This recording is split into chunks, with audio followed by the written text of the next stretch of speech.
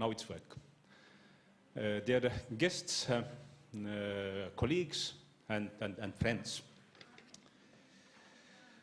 I am glad to see so many people here today interested in learning more about cooperation through a unified classification system, namely CoClass.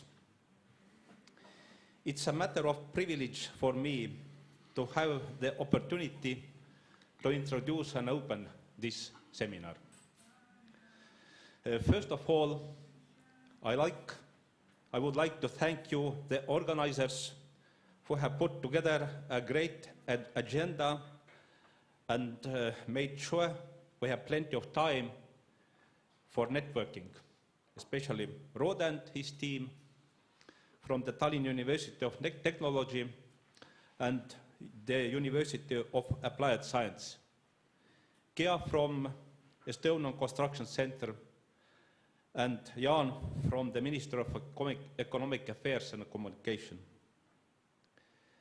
I would also like to extend my sincere gratitude to the international delegates and speakers who have traveled far and wide to join us and share their knowledge. Namely, Klas Ekenberg from Swedish Building Service, we can call him like a father of CoClass, Jaroslav Necheba from the Czech Standardization Agency, sitting here, and Marko Hedman from the Finnish Building Information Foundation.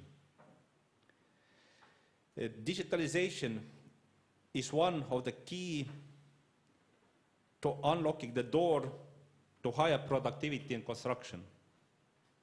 This will allow us to improve information exchange, automate processes, and bring construction into the 21st century. But to achieve all this, we first need to find a common language to describe our built environment, both for humans and machines. That is why we are here today, and that is why we need a modern, unified construction classification system built for the digital age. It's my great pleasure to announce here, first time in public, that we have taken a big step towards this goal. Less than an hour ago, we signed a letter of intent with international delegates from Sweden, Finland, Czech Republic, and Estonia, of course.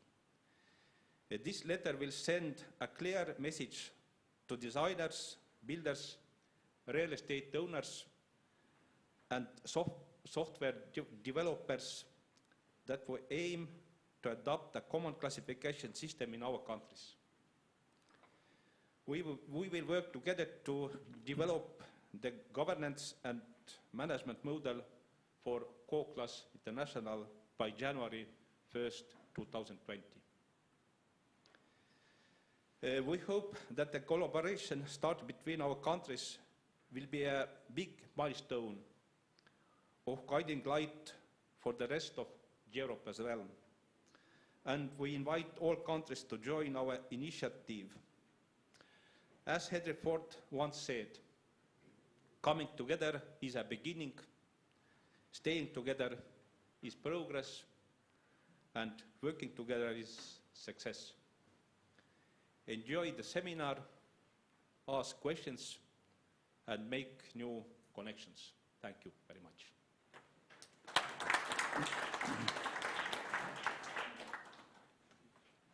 Thank you, Yuri, for those inspiring words. And since our program is quite tight, I would like to ask Klas to join me on stage. And, but before I hand over the microphone to you, I would like to point out that we are using Slido to collect your questions. So at the end of the presentations, we will have a panel discussion. And for this panel discussion, we kindly ask you to mark down your questions or comments using the Slido app. You can use your smartphone, you can use your computer, you can use your tablet, but you need to do it digitally. So it's in line with what we are trying to achieve. So please go to slido.com, enter the hashtag CoClass, and you will immediately be able to send your questions. And I will bring them up on the screen. You see we have here, you can also vote for your questions. If you don't have anything to ask, you can just vote for whatever you want answered, or if somebody already asked this question. So please use Slido, and I will remind you this throughout the presentations. But now I would like to hand it over to Claes. So I will get your presentation started.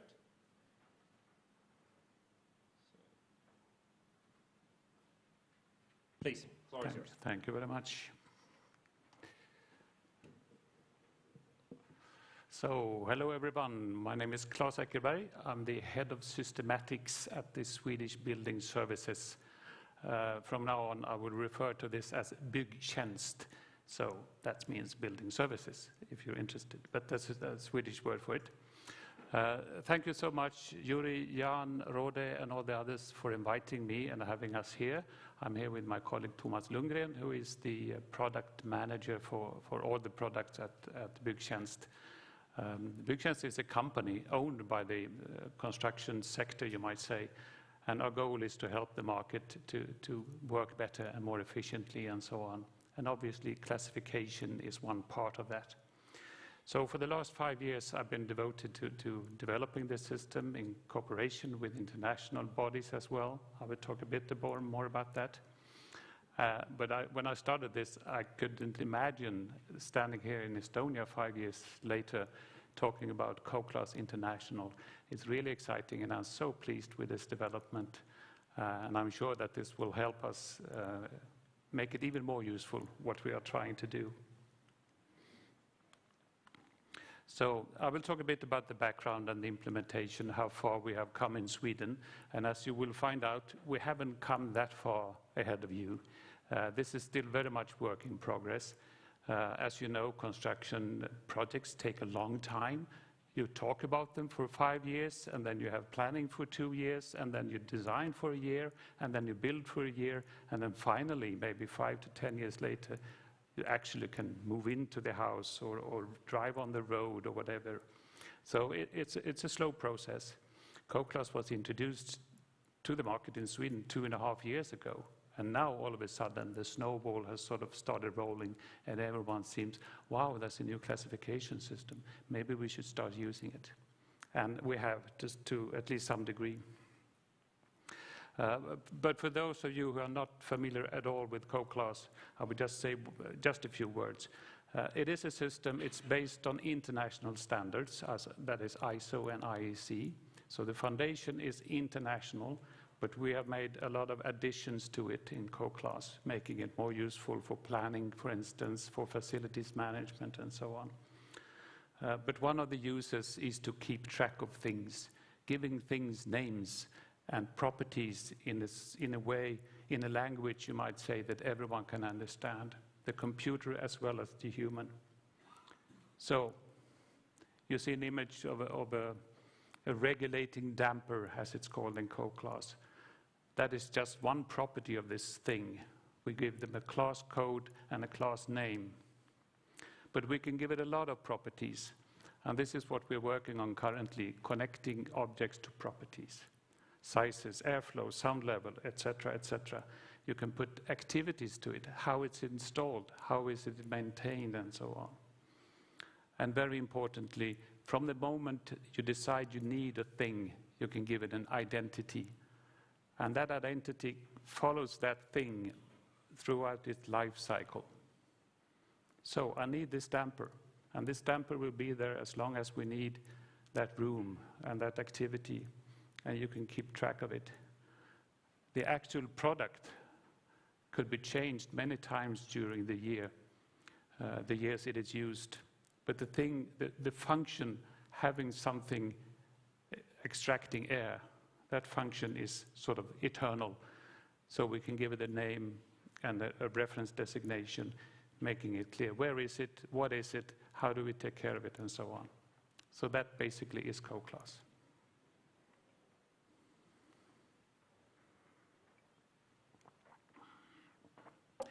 So how did all this start? Actually, it was the Swedish Transport Administration. They're responsible for all the roads and railroads and ferries and so on in Sweden. When they decided that the Stockholm Bypass project, which is a 20-kilometer tunnel under Stockholm, they said, well, let's make the tender documents all using CAD files. And then they got nervous and realized, wow, we need to keep track of all the objects in those CAD files. We have to be very specific. So what we did, I helped them to extend our previous system, which was called BSAB, and we sort of invented all these classes. And then we went to Byggtjänst and said, could we please put this into BSAB? And Byggtjänst said, no, we need to start over. We need to make a new modern classification system, and it should be based on standards. We call this the BSAB 2.0 project. So we looked around. We started investigating ourselves, but we also looked around, and we didn't have to look very far because we realized that the Danish CUNECO classification system developed by Mulio, which is the Danish building services, they had gone to IEC, the International Electronics Standardization Organization, and said, you have this nice standard called 81346. Could we please extend this into construction of buildings as well? And IEC said, fine, you're welcome. This is a standard that has been used for many years, mainly in in electricity farms, power plants, nuclear power plants, and so on. But it has a very strict and definite way of classifying things based on function, and that was what we needed. So we joined that work. And we came from Sweden and said, we also want this classification system to work for building bridges and roads and tunnels and stuff you need for infrastructure. And IEC again said, fine, you're welcome. So now we have this basic international standard giving classes of objects for everything from nuclear power plants to screws to detectors to pillars to columns to road surfaces, anything you like. So it actually covers all of the built environment. And how did we manage to sort of decide that this was the way forward? Well, we didn't actually have a very strong debate in Sweden, and I would say probably because we are not unique, but we have a high level of degree that we actually trust authorities in Sweden. If our government tells us to do something, most of the time we obey. And Svensk Byggtjänst has a very solid and good reputation in the sector. So when Svensk Byggtjänst says this is a good classification systems, most people will say, oh, okay, we trust you. It sounds good, we can use it. Most people would prefer to still use the old one, but nevertheless, they sort of trust us. And that is one good thing, obviously. And also Trafikverket, their lead has been very important. We can go to people and say, well, Trafikverket thinks this is a good idea, and they have a lot of investments made. They also have a lot of problems in keeping all things up and running. So classification is for them an obvious way of raising the quality of the work they do.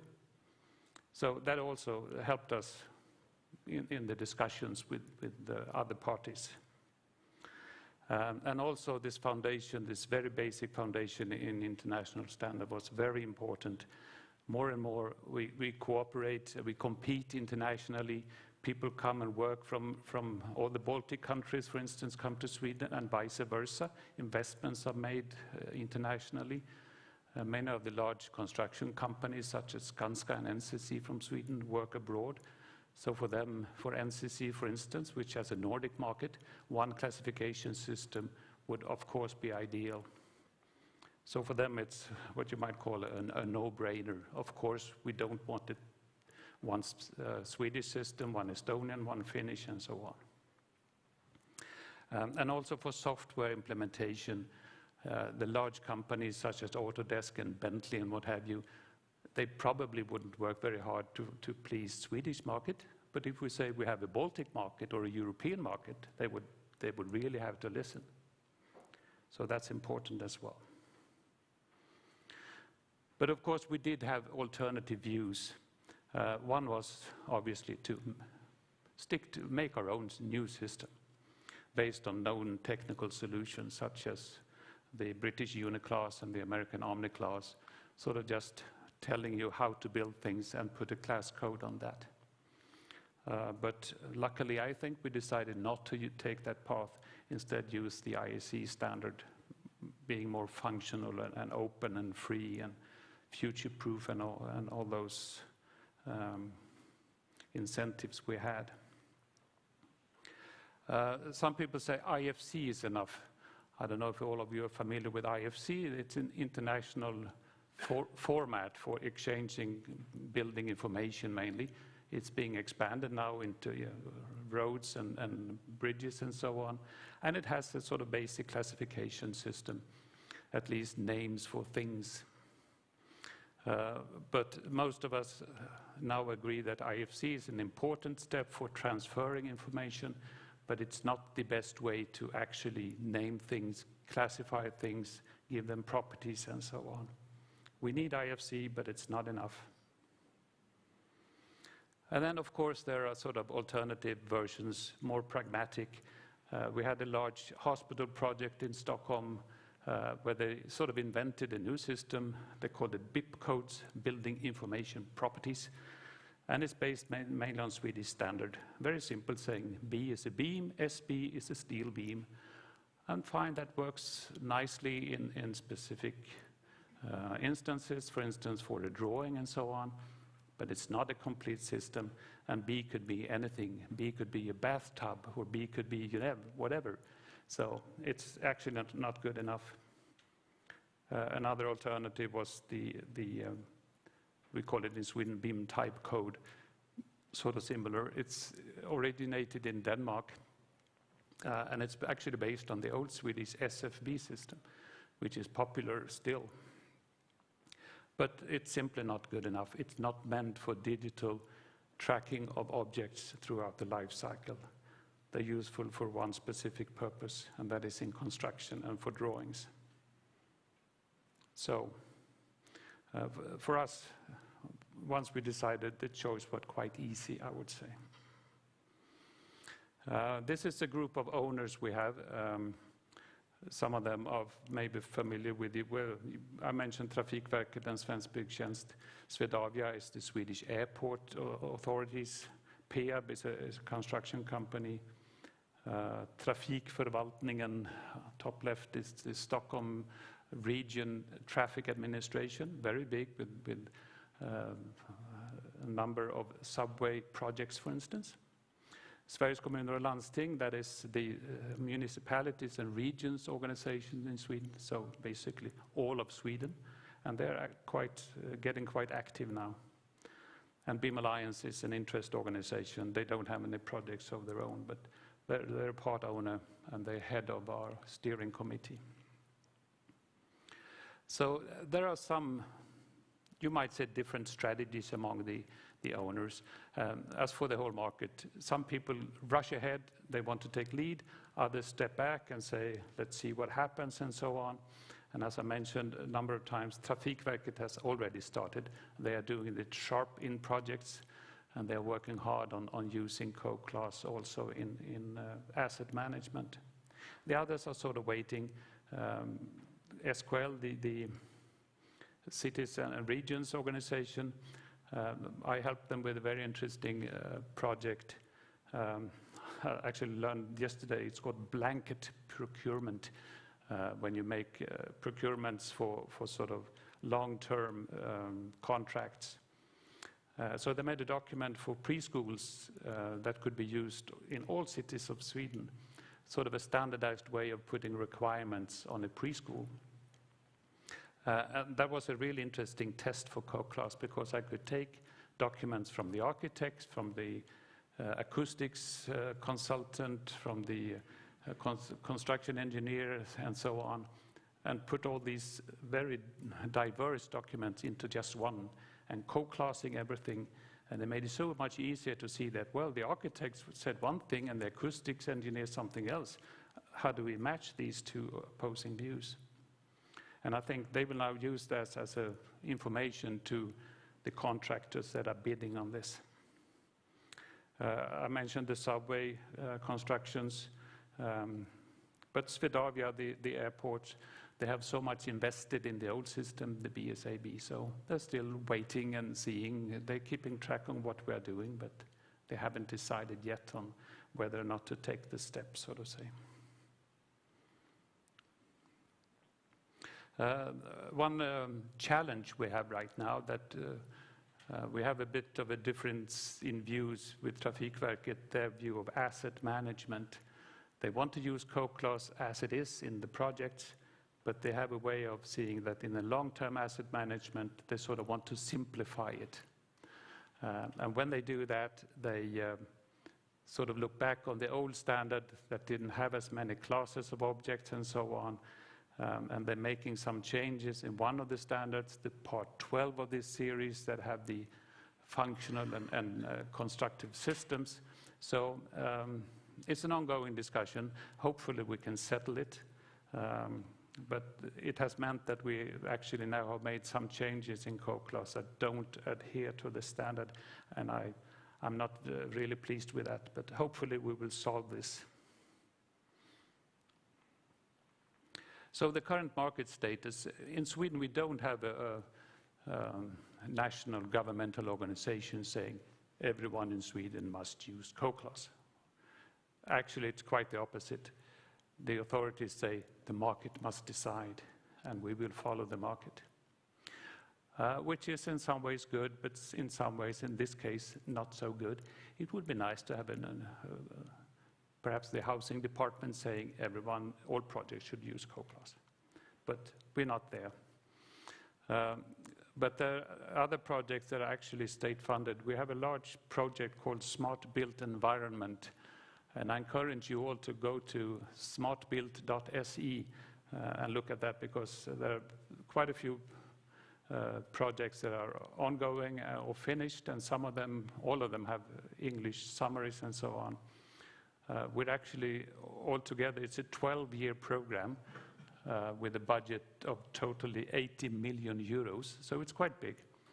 And I can't count the number of projects. They contact me and say, we heard about CoClass, could we use this in our project? We want to look at municipal planning, and I say, sure, and another project comes and says, we don't want to check on geotechnical issues. How can we classify geotechnical and soils and stuff? Could we use CoClass? And I say, yes, you can.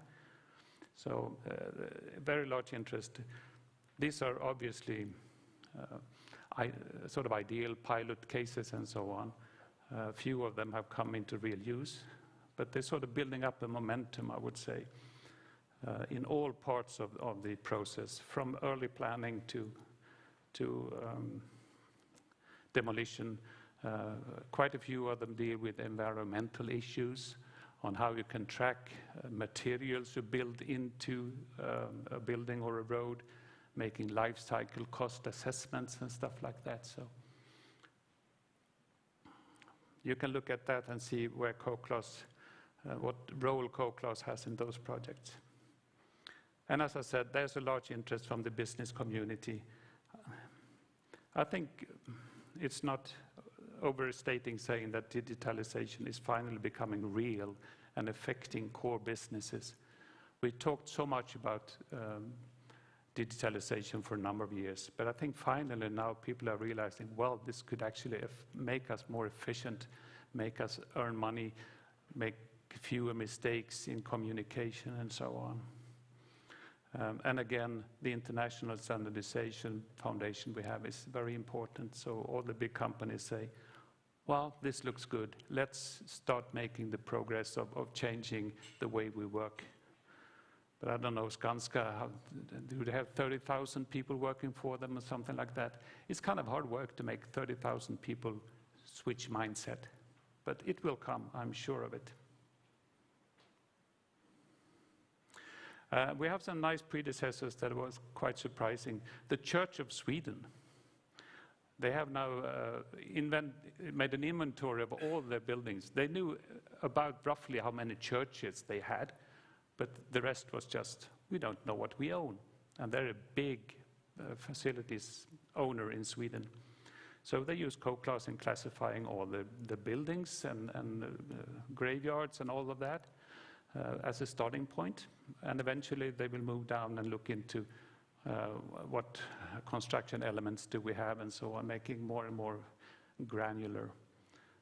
But just having a nice way of getting an overview of your belongings, of your assets, is very important.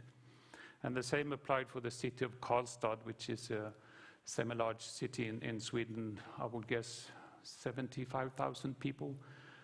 They were in the same phase of needing to get a whole picture of all their assets exactly at the moment then CoClass went public. So they've been very active in adding classes to CoClass, because it is an agile system. When people say we need a new class, we probably say it's already there, you just have to look closer, or perhaps we need your word for that class. But if we don't find it, we just put it into the system. And that is one of the benefits, I think, of this CoClass International, that we can together make this even better. It's based on standards, yes, but standards needs to be improved, and together we can do that in a very nice way, I think. And as I said, there are some interest from, I was the other week at SKB, which is the nuclear waste organization in Sweden, taking care of the nuclear waste, with drilling holes into the granite of Sweden, a couple of thousand meters down in the rock foundation, and burying all the radioactive material. And they want to use CoClass to keep track of that. Well, fine, you're welcome. It should work nicely. I've been to the parliament administration and so on, so the official Sweden is waking, I would say.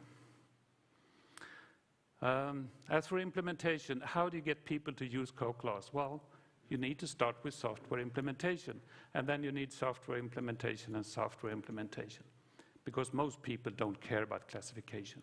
They just want to work, they want to do their thing. I'm an architect, I'm an engineer, I want to build roads and houses and stuff like that. And fine if they can agree that it's a good idea that my digital data is understandable for others, but they don't want to know that a window is coded QQA. They don't care about that. It's a window for them, and it should be a window, but it's also a QQA, which means it's understandable in Czech as well, and Estonian. I have no idea what window is in Estonian, but I know it's a QQA in CoClass.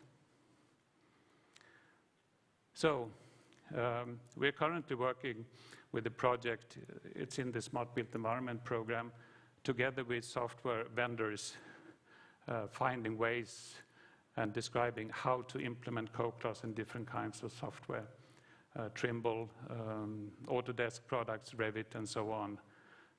So we will have guidelines on how to do this. And these guidelines will be ready by August this year. So by the end of the year, you can buy software, at least in Sweden, with the label CoClass inside. I've written a book about CoClass. Most people, hopefully people will buy it. Some will even read it. But it's an introduction on the basic foundation of CoClass. And it's now, part of it is now being translated into Estonian. We haven't discussed any Czech translation, but maybe that will be. I would definitely translate it into English. This fall we'll have a series of courses, but that is for the Swedish market. And I would be glad to help you make courses as well in Estonia and so on, for the practitioners, for students in universities and so on. We have a website, obviously, with a lot of examples on how to use CoClass. We need to keep visiting customers and convincing them and showing them these examples. But as I said, the snowball has started to roll in Sweden right now. So soon it's not an issue on if you're using CoClass. The issue will be when will you start? How do we implement it in our project? How do we adapt it to our reality? CoClass Studio is what we call our website services, where you can go in and create your own data model, and you can say, this is how I build a building, and you can put in all the stuff you need with the roofs and the walls and the windows and what have you. You can put all the properties you want, and then you can click a button and send it to other people and saying, this is the data I need from you. Please fill in the data I need with my way of using CoClass. And this obviously then would be collective learning, you might call it. We can help each other use CoClass, add properties as needed, and so on. This is sort of what it looks like. You see a Nye Veier. That's actually the first commercial customer we have. That's the Norwegian road administration's organization for building new roads. Nye Veier means new roads. So they're making a large project outside of Trondheim, where they're using CoClass sharply. Sort of interesting fact that they have a Spanish contractor. So it's an English-speaking project, and they're using CoClass in the English version. So this is one of the project managers from Nye Veier.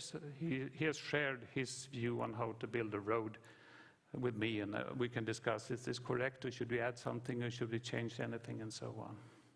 And this can then be shared with the contractors and so on. We have a project right now we call ARMA Function.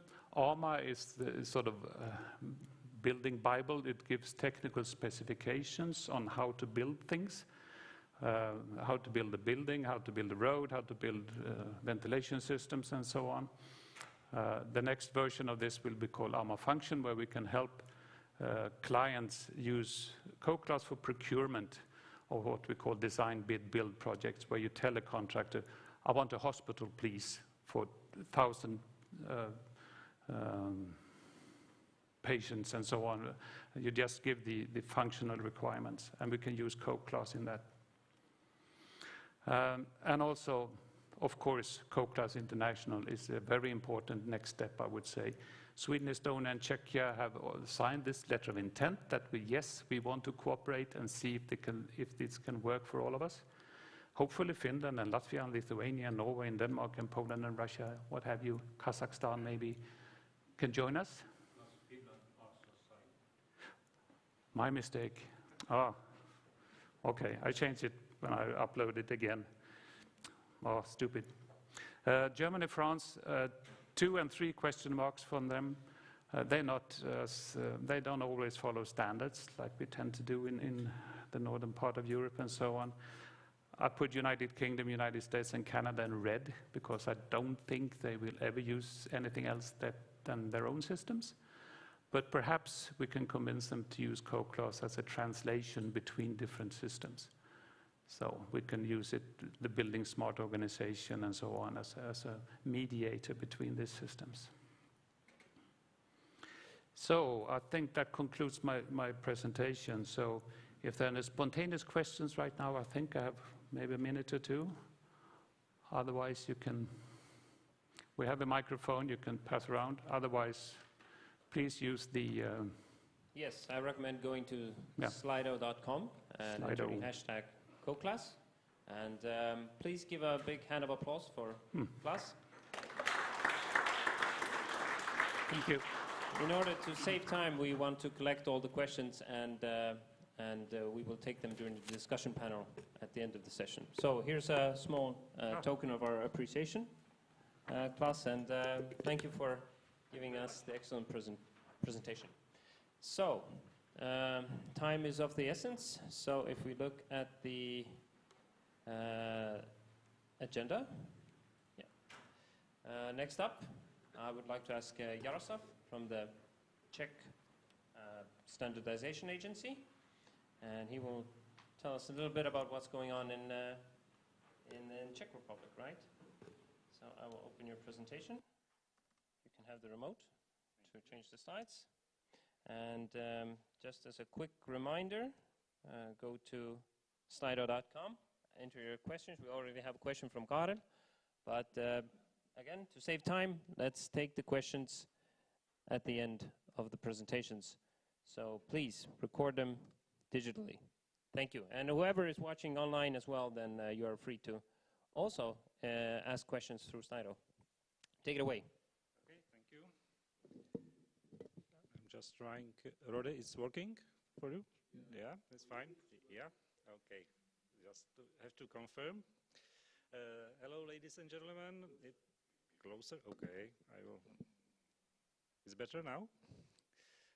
Hello, ladies and gentlemen. It's a great honor and pleasure to be involved in this event, which was organized by the Estonian team, and involved the other countries. And I must say that it's a really longer time pleasure for me, because the activity started at the October last year, and it's really inspiring to meet the people with the sparks and the excitement and the passion in their eyes, which are the huge and the basement for improving things.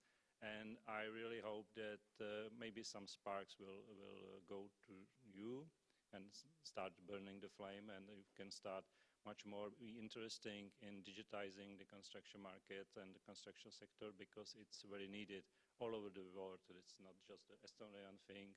I can tell you that the similar situation is in Czech as well, and I think most of the countries. So my position is the head of the BIM strategy department from the Czech Standardization Organization.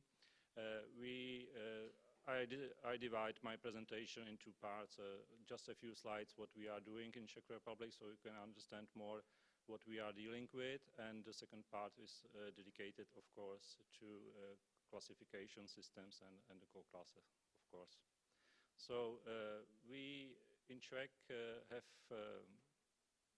let's say, top-to-bottom strategy. So the government decide to do some steps and publish the governmental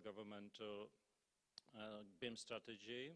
There are the three organizations which makes the triangle, which are mostly involved in that. First is the head of this movement is the Ministry of Industry and Trade, and our agency is working under that ministry, and we are dealing with the goals which are mentioned in that BIM strategy. Of course, generally the governmental people don't do that of their own will, so they must have something mandatory. So in that strategy there are milestones in 2022 for being mandatory for public procurers for tenders over 5 million euros. So that's the aim we are going for, and the classification system is a very important part of it. So about the Czech agency, we are quite new organization, which was founded in January, but it's the successor from the previous organization. It's not quite new.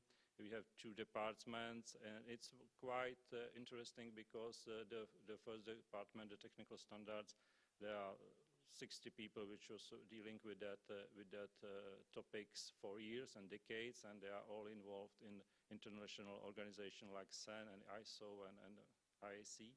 So we can share lots of information and experience from them. And our department is quite new. It's quite just a few people inside, and we are dealing with that BIM strategy. So we can see how we want to do it. We want to do a professional governmental platform, bring together experts from all these areas. So we are not want to invent all these things just in office. Of course, we need to discuss lots of things and take an experience. My personal experience is I was 30 years owner of one of the company, and after the governmental strategy, I decided to switch my jersey and move to the other side. So I'm a really practical guy. which is always focused on outcomes. So that's our standard type of the works. So our tasks are standard methodology, guidance, education of the market. That's our main tasks. Of course, when we are doing something, we need the vision. So we put the vision for us, for our department, and for our organization. Vision is a nice thing, but you have to write down the mission, how to do it. So we write these type of the words, which I think that really describing what we want to do for the market. And the red line is red for the reason, because I think that is the main thing that must be done for successful BIM implementation in a country or even in every organization, because the collaboration and sharing, and specifically the relationship cultivation, is the must for be successful. No software can manage that things. It's about the humans, it's about the people, and they must start much more collaborate through the whole life cycle of the buildings. So it's nice, but you know, when you have the vision or mission, and you come from the conference or seminar to office, and you sit under the desk, and you said, okay, what I will have to do next. So it's easy. You have to just start to work. So these are the work groups. The PS shortcut, it's from the Czech, it means work groups. So we organize these types of work groups, which are covering all the topics which we need to develop and prepare to be successful and successfully meet the milestone in 2022. So you see from the topics what they are doing. Under those work groups, actually it's right now around 30 people from all the three areas. So mostly from the private sector, but there are also the academic people, and of course from the public procurers. So we need to meet together and discussing different point of views from their positions. So, and the last information, we create the website. You can see the snapshot. I'm sorry, but it's all just in Czech, but maybe Google Big Brother will help you a little bit. And that's one of the key things for us, to be transparent and to put the most information to market. So there are lots of agendas, articles, and so on and so on. So you can see, for example, there's an article about the Prague workshop, which was at the start of the May, and so on. So that's just a brief information about the situation and what we are doing in Czech Republic generally in BIM. And let's go to the classification system. We did the selection process because we are in, let's say, similar situation as in Estonia.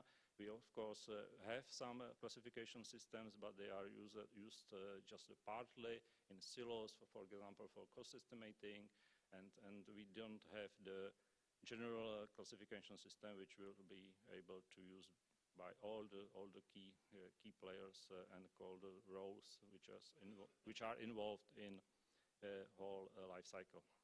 So we did 2 steps. We did a research for most frequently used classification system. We found 29 of them. Some of them are Czechs. Many of them, of course, was international. So we want to have a full list of knowledge which can be somewhere for us to not inventing the wheel again. So we were searching for the start point for us.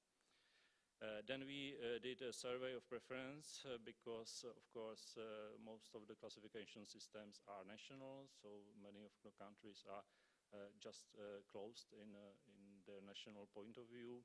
But I think it's much more because of the history, and I think the digital age is really changing that, and for us it is a huge opportunity to step on this wave and be one of the leaders of that process, because you know it from the other areas of your life, the globalization, and the online connectivity in your life is here. Nothing to do with that. You must like it or dislike it, but very hard to just look at. So that we did.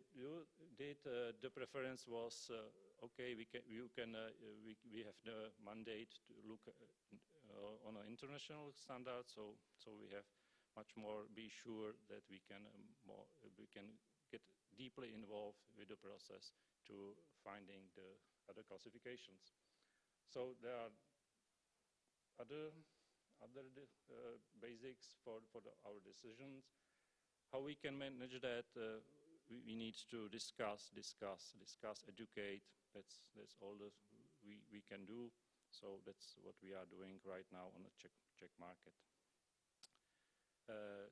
Just the simple items why we choose the CoClass, because it's obviously easy to imagine that from that research on the first place was the CoClass, and it was on the first place with it was on the first place really solid. So we start looking more deeply in CoClass.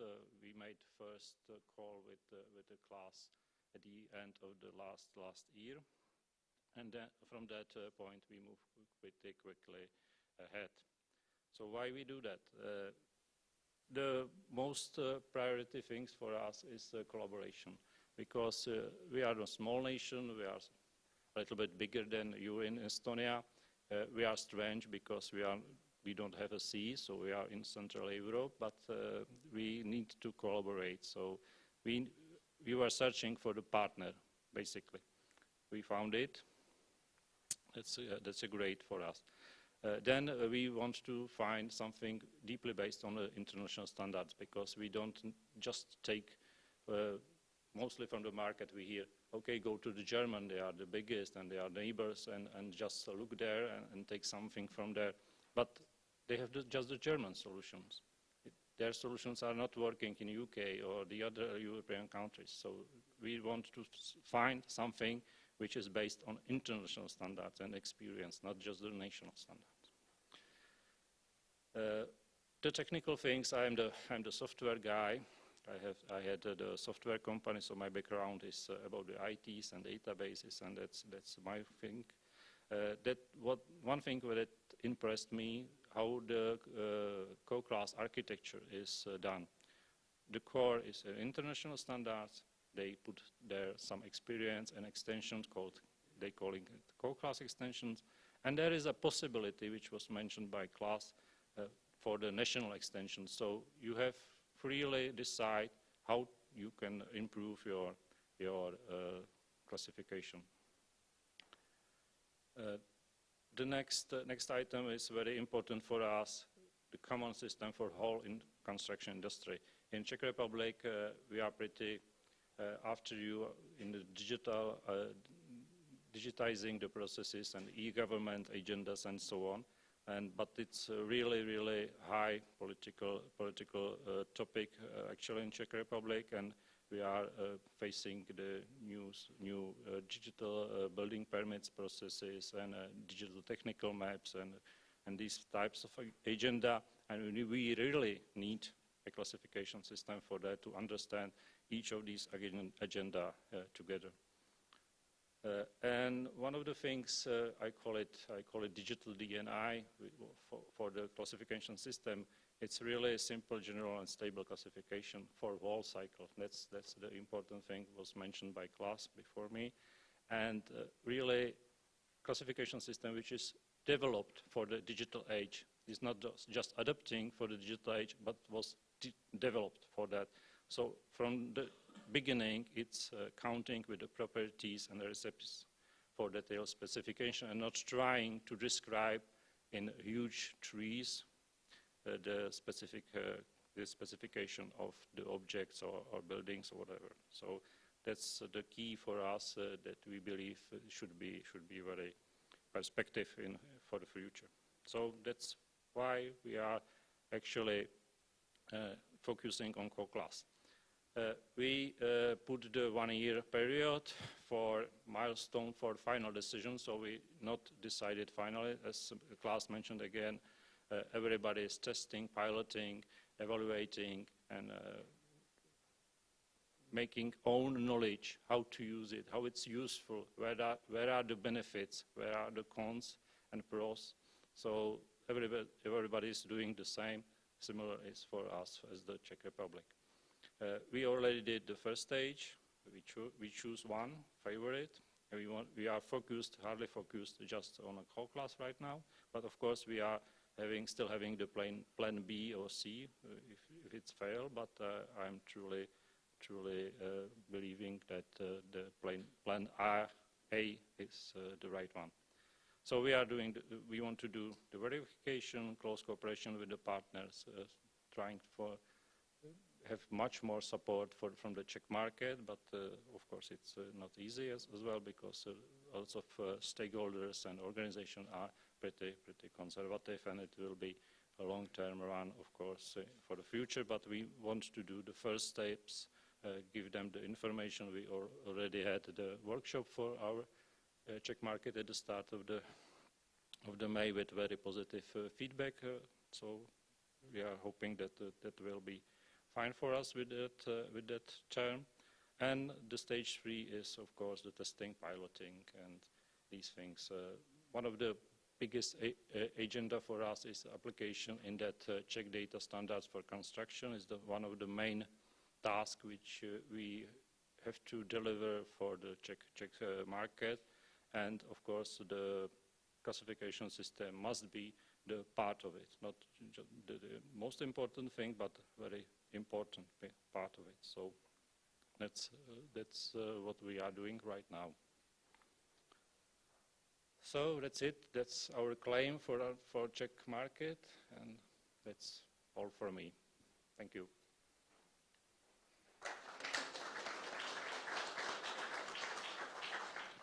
Thank you, Jaroslav, for telling us how things are going in Czech Republic. And thank you for also participating at the seminar today. And here's a small token of gratitude. Okay, again, I will remind everybody to go to Slido, ask questions. As you see, there's already quite a few questions on the board. If you don't have your own question, you can vote for the question you want to answer most of all. But now we move on.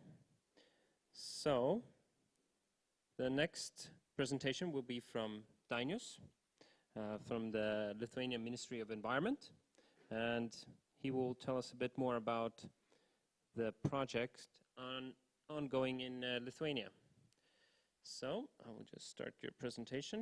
You can already take the remote and hitting the button. Take it away. Good day, everyone, ladies and gentlemen.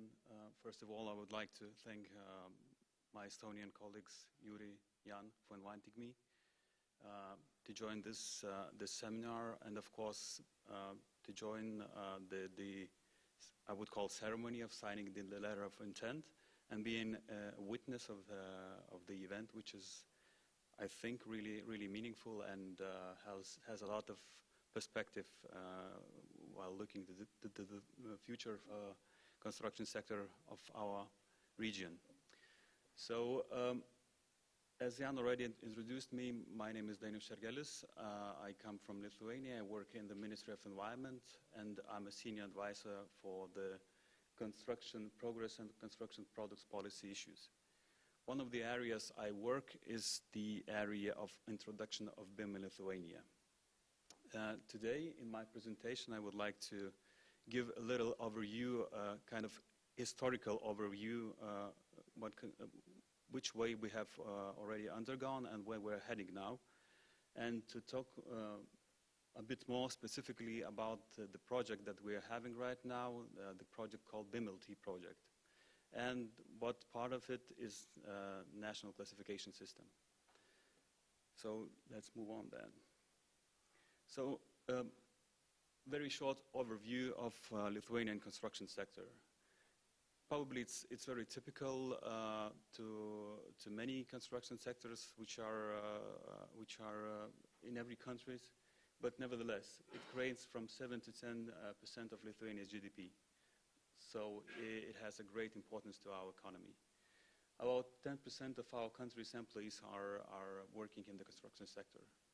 About 50% of Lithuania's capital investments are made in the construction sector. One working place in construction sector is related to 3 or 4 working places in other sectors. So the influence is really great. Energy consumption. At least 50% of energy consumption needs in Lithuania are related to construction sector, especially building use. One of the key components here, while talking about BIM and the possible ways to implement on the national levels, we always hear as a driver public clients. How you introduce BIM, you usually say that your government says, please apply that on an obligatory basis starting from whatever date. Probably that's not the case in a lot of countries, but this is one of the ways how to act and how to introduce BIM. Lithuania is one of the countries who is going to act like this, and we have already certain governmental decisions of that fashion. So basically, this is a great driver, because at least in Lithuania, we have nearly half of money spent in construction sector to be a public money. So if you impose an obligation to use BIM, at least half of the sector is already moving toward that direction.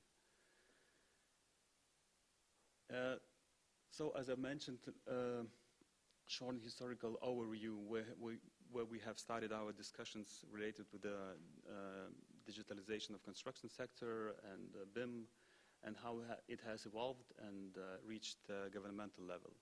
First of all, I must mention that it was a private initiative. First of all, it was raised by public body Digital Construction, which was established by construction industry associations, software vendors, and they kind of claimed that we need to do something in our country.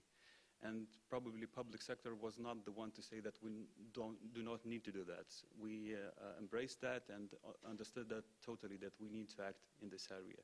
At least in the Ministry of Environment, we have put a lot of efforts here. And already in the beginning of 2015, we decided to present this question or the initiative to our government, and that was done at the end of this year. But due to the political cycles, we had only the decision or silent consent from the government that yes, we need to do that. We need to plan our proper funds, but there are no funds from the budget. So another issue that we have encountered back then, we had a lot of questions. What exactly do we need to do? What kind of measures do we need to implement? Who should do that? Private sector, public sector? What would be the priorities? Of course, preliminary costs and so on. So basically, we need to pave our way, to put a plan and to give a proposal to our government. And that was done with the cooperation of public and private sectors. And a certain set of proposals was put on the table of our government. Back then, in 2016, it was a set of very concrete measures to be implemented.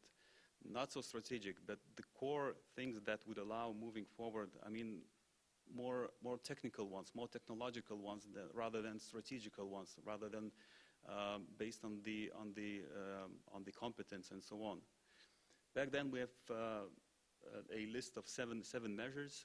One of them was, of course, establishment of national classification system, information classification system. And others were creation of system of BIM standards, requirements and guidance, creation of guidance papers for public procurement and so on. So more or less a classical set of tools to be used while introducing BIM. There were certain, as the civil engineers call boundary conditions to that. I mean, if we are going to introduce BIM, that the requirement to use BIM in a public project should be a must. Not all of them, but certain projects, depending on their value, complexity, and so on, must be on obligatory basis. One of the key components, or one of the key conditions we had back then, and we have it right now, is that data produced on the project level should be usable also, or should be usable, or should be transferable to state or municipality information systems and registers. So we should not lock ourselves up in one project. The data should be spread out to the public sector as well, and take small progressive steps.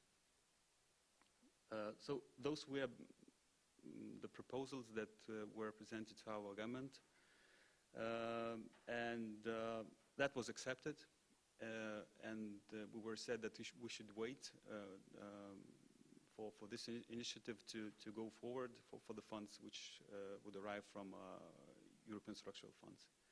And we've done that. While waiting for that, while writing our applications for structural fundings and so on, we have a decision, quite a bold one, from our government, saying that we have already a date for mandatory application of BIM, which is July the 1st, 2020, without knowing the exact content what BIM means. That is why I'm saying that is quite bold, because all of you probably understand very well what does it mean saying that BIM is obligatory without saying what BIM is, at least on the national level.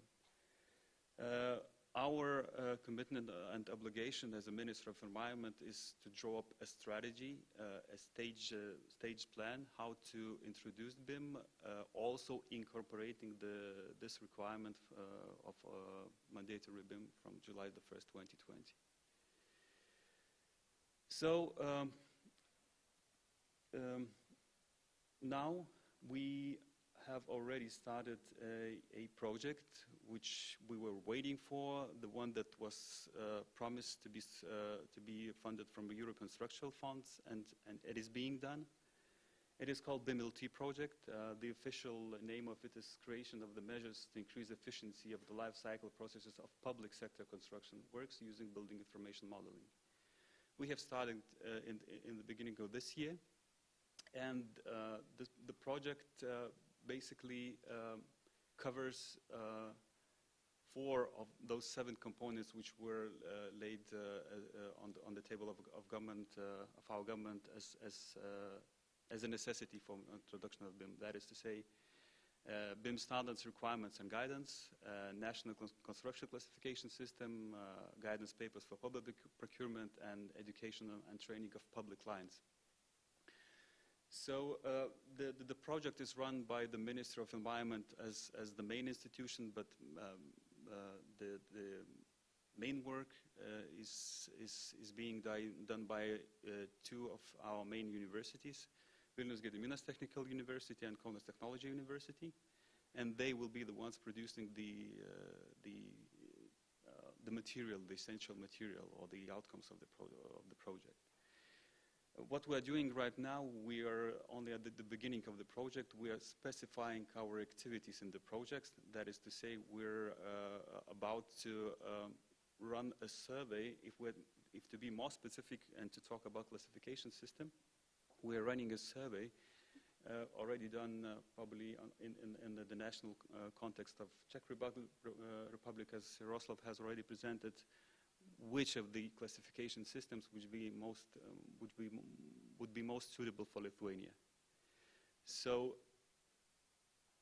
the duration, the objective of the project is to create conditions for increase of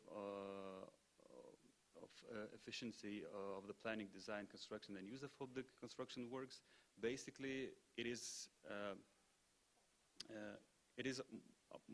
mainly about the public sector construction works. But all of us understand very clearly that the tools created within the project will be used also in the private sector as well. So what are we going to produce? It is a unified system set of normative documents setting BIM requirements, BIM standards requirements, whatever you may call it, a national construction information classification system. I do not want to say that we are going to produce that, but one of the alternatives also is, of course, adoption. CoClass is among the alternatives that what we are considering very, very deeply. As I said, methodological documents for execution of public procurement procedures, standard contractual arrangements where BIM is foreseen to be applied. One of the components or the outcomes of our project foreseen is the methodology for the assessment and measurements of the impact of BIM, that is to say, benefits tracking of BIM applied on the project. This is probably being done in several countries already as progressive step after introduction of BIM on a national level. We have decided to have that already in our first phase. And of course, as I already mentioned, training of public sector clients to use above mentioned products. You cannot probably imagine that public sector clients may ask to use BIM from the supply chain, which doesn't know or doesn't have any knowledge about the products being produced here in this BIM-LT project. So the education of supply chain has to be run as well, but outside the BIM-LT project. So the time frame, we have already started our work, and the end of the project is January the 10th, 2022. And if to be more specific, the decision on National Construction Information Classification System that we have to make is foreseen for December 2018. That is to say, the end of this year. I really sincerely hope that by that time we will already know the answer, which classification system we will select as a national one, or at least we will select that as one or two of them to try at the pilot project phase. So basically we are on track, which is kind of parallel to the timeline of indicated in the letter of consent signed today by parties, by Estonia, Czech Republic, Finland, and Sweden. And if we are on the CoClass side, basically I don't see any objections to sign the same agreement as well. What I would like to mention additionally here is that basically what we have on the BIM-LT project as an outcome, we may call it as the building a common collaborative framework in terms of different tool sets as standards, requirements, classification systems, but you well probably know that the introduction of BIM requires a lot more. It requires education of industry, it requires education of public clients, it requires a lot of communication and a lot of things to be done. Therefore, with the help of our consultants, which we have hired using the funds available from Structural Reform Support Program, besides that, they are helping us with the outline or specification of the activities of BIM-LT project. They are helping us to build up a national strategy on introduction of BIM. So those components which are outside the BIM-LT project that I've mentioned, they will be covered by the strategy. So the strategy is being prepared, and we sincerely hope that it will be ready for the discussion with the sector by the end of June. This is pretty optimistic, but nevertheless we are aiming at that term, and hopefully we'll make it. Provisional work streams already could be indicated, which we are considering very seriously under the strategy. That is, we need a strong government leadership, building industry capacity, and this graph shows the work streams or the activities which are covered by BIMLT projects and which are not. So basically, we need other elements, other funding opportunities to cover these in order to have a fluent, harmonized introduction of BIM in Lithuania. Here are the basic dates for different stages. The mandatory BIM, July the 1st, 2020. I must say, I'm sorry for not mentioning that. The mandatory BIM means only for certain projects which are of very high value and complexity. And what value and what complexity still has to be decided in the context of the strategy project. What we already have in the strategy that we'll have a time horizon at least nearly for 10 years.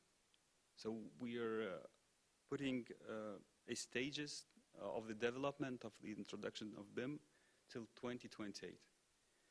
And that is our time horizon. We understand that we need to have a wider perspective. That was a short overview of what is happening in Lithuania, and thank you for your attention, and I would be grateful for your questions. Thank you.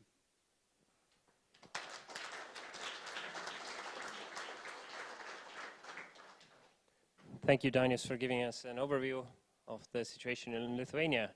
And here's a show of gratitude. Thank you again for coming to Estonia and taking part in the seminar as well. And as Dainius said, questions are welcome, of course. So let's take a look at the board. We have quite a few questions, so there's more than fits on the screen. So join at slido.com, #CoClass, if you yet haven't.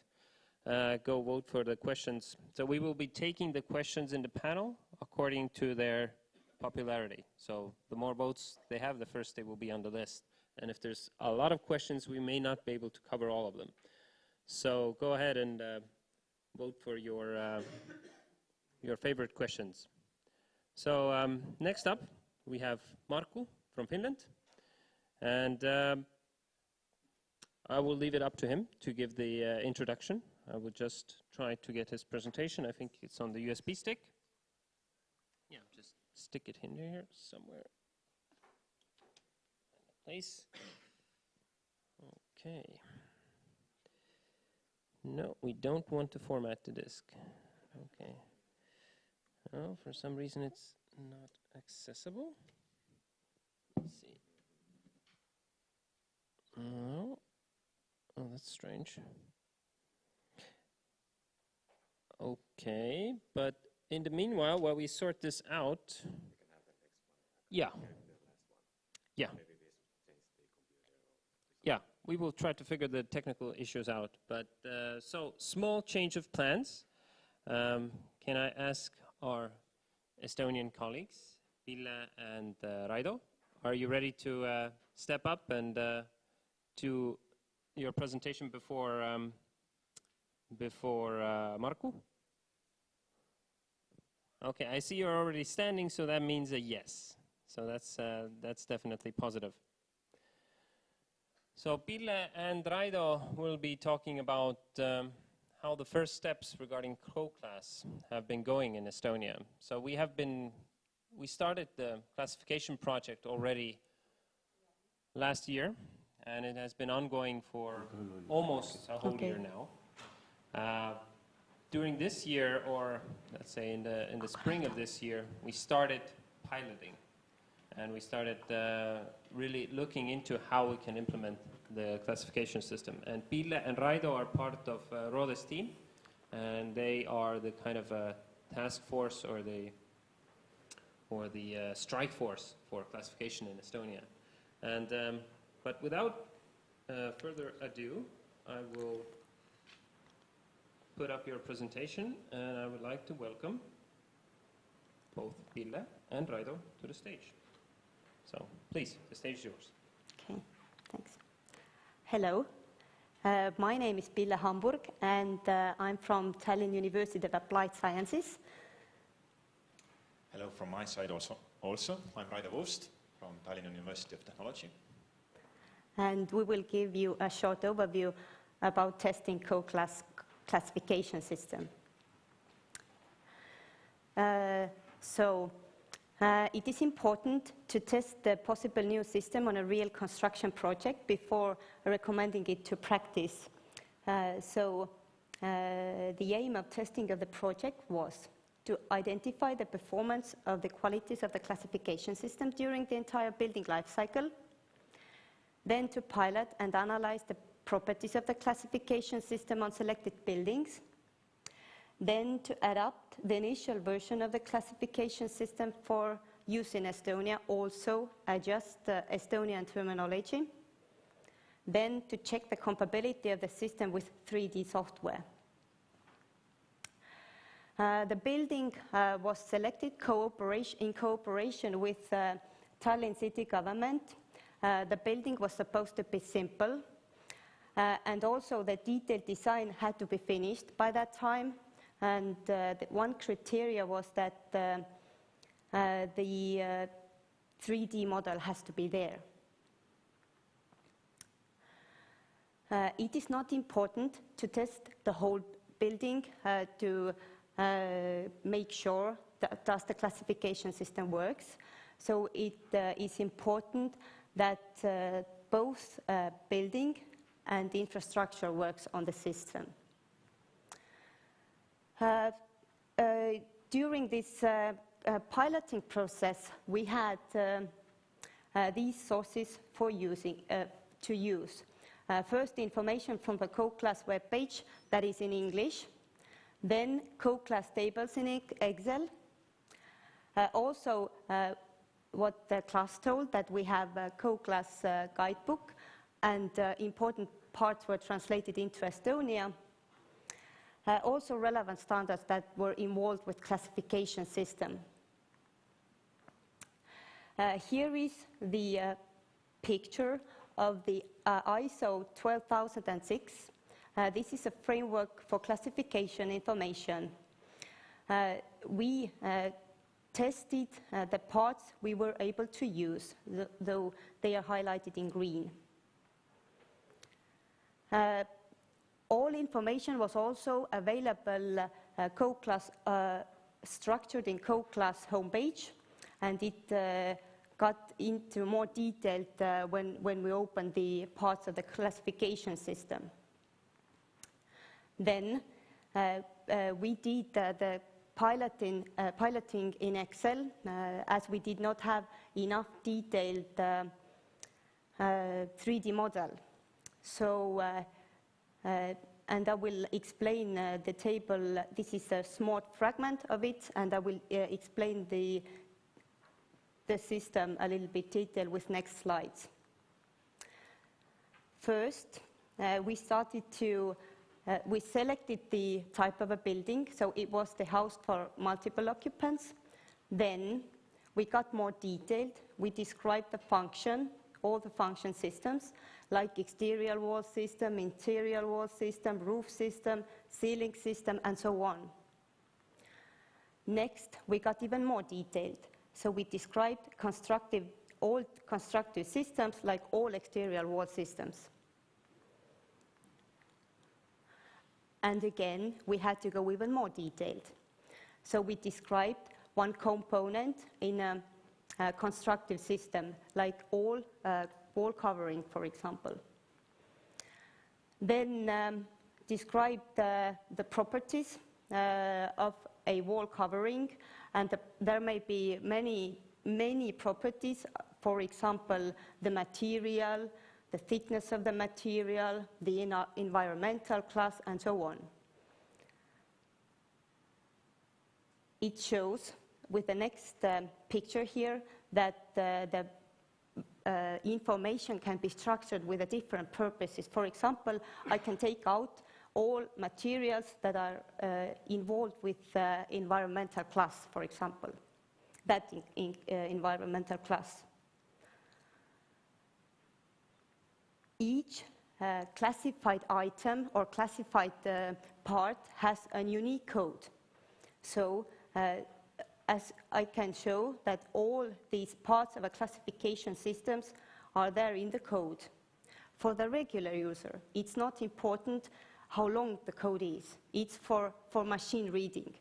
So basically you can see everything is functional system, constructive system, type, number, component, properties there, as I showed you previous slides. Yes, I will continue for a while and giving a short overview how it was tested using a design package or design software. Obviously, the selection of software was quite limited in a way that, okay, let's pick this one or that one that we can use or that is available.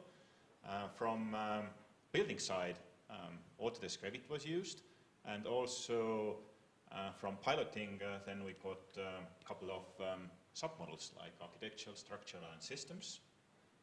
When it comes to infrastructure, then Autodesk Civil 3D was used, and from that side, of course, this model was connected with the building, like a building site, and other submodels that were used during a piloting were existing surface, road, parking lot, so quite common components when it comes to infrastructure. Now, when it comes to setting up how to classify using design software, as also we heard from class in the morning, that software implementation is really important part.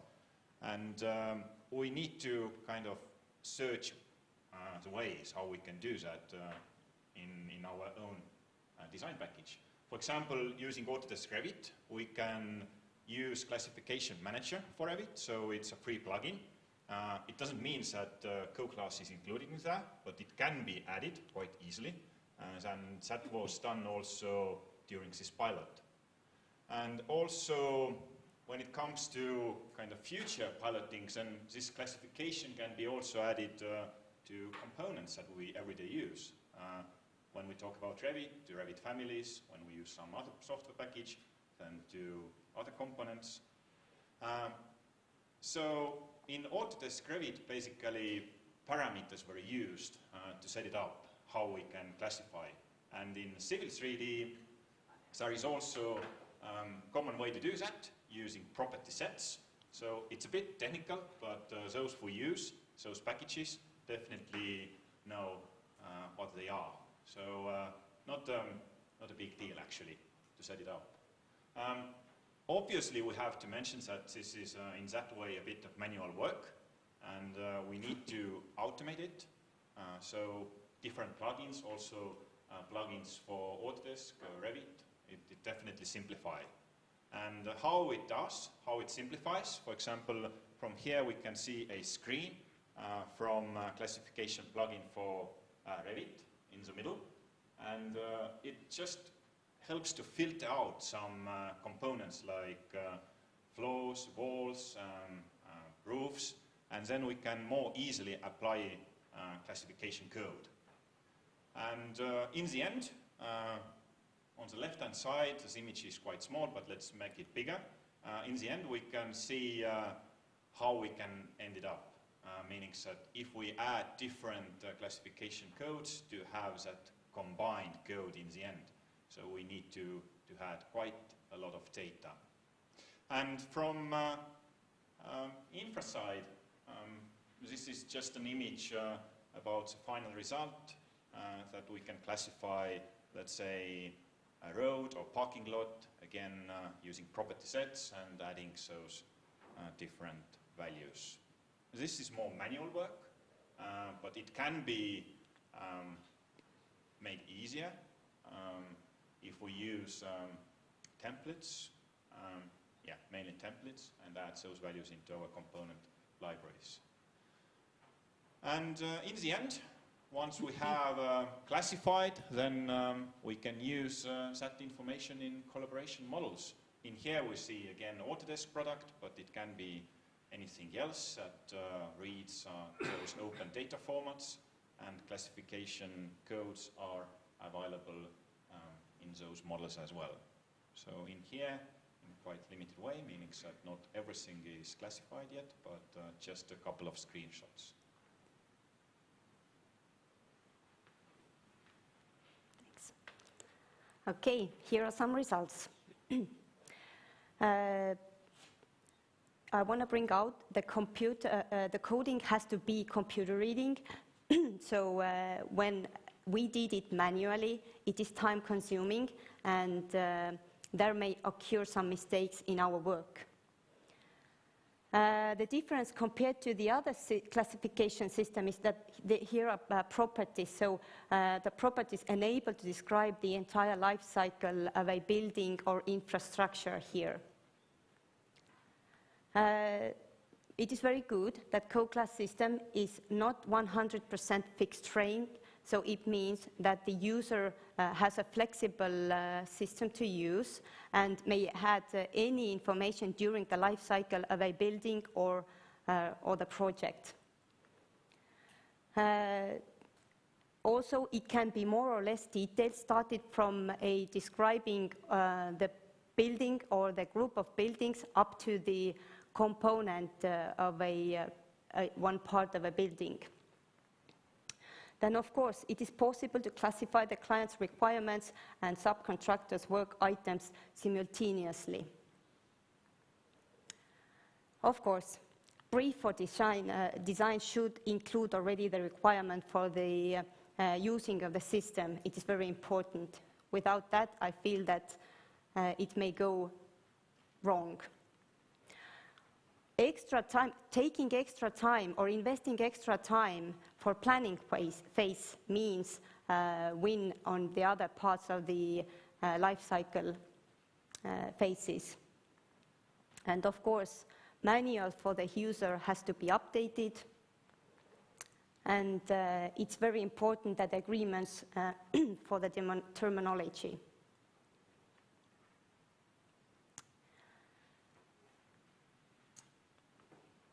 I can take those one here. Just a couple of results also from design software piloting. So as I already mentioned, so that we can use in practice any classification system, we quite obviously should update our software templates and component libraries. And why we need to do that? To simplify the process, to include additional parameters, and in general, of course, to speed up classification procedure. Also, as we have heard already today, that collaboration with software vendors is suggested to enhance available plugins and also to simplify. Now, in our current pilots, we were not able to use original file formats, so definitely it makes things easier if we can use design packages original file formats. And level of details in design models should enable to add classificator code as well. So again, we come back to software templates and component libraries. So, and in general, of course, quite many of us, when we are working in design, then we do that quite often to add those parameters into our components so that it makes our life easier. So.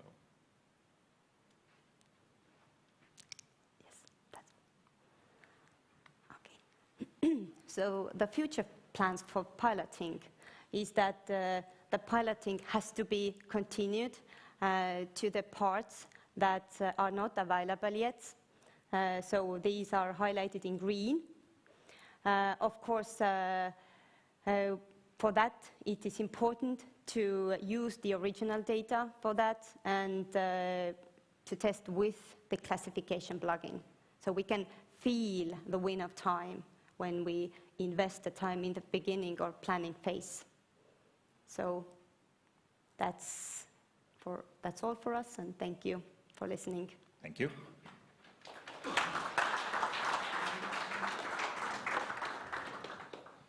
Thank you, Raido and Pille, for giving us an overview of how the first pilot project in Estonia is going. And we will have more time for questions after Markus' presentation. But I will also hand you a few tokens of appreciation for coming on stage and and sharing your knowledge with us. Sorry. Thank you. Okay. So a quick round of applause once more for Pille and Paide. So now, last but not least, we will try again with Markus' presentation. Do you have the USB stick? So we changed the stick and tried to get around some technical issues. So it wouldn't be fun without any technical issues, right? So, but we tested this, and it seems to have been working. Okay, so we have the slides up and running. Before I hand it over to Markku, I once again urge you to go to slido.com and vote for questions, add new questions. Võite teha ka eesti keeles, tõlgime nii nagu vajadus on, so you can enter in Estonian, we will translate as we go. But now, over to you, Markku.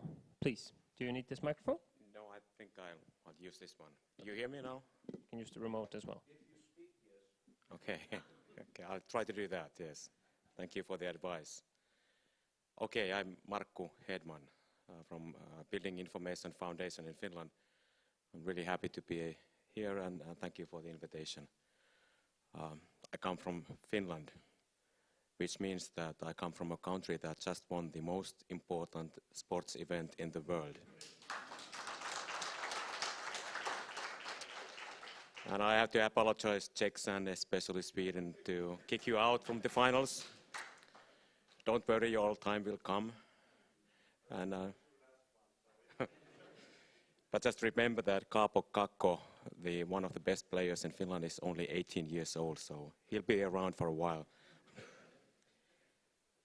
Okay, to be serious now, I come from Building Information Foundation. We are a non-governmental operator or organization in Finland, non-profit, and we are really happy to be able to sign the letter of intent for CoClass implementation today. I heard about this event 2 weeks ago. I received the letter of intent a week ago. We shared some notes about it this morning, and I hope this proves that we are rather dedicated to implement the CoClass in Finland, although there will be some challenges, of course. I have to warn you that I'm not an expert in matters of digitalization of built environment. I'm the guy who signs letters of intent, and we have, luckily, experts in our organization just as well as in Finland, also in other organizations. I will show you three themes or three things. First, some greetings from the Ministry of Environment from Finland, some of their points.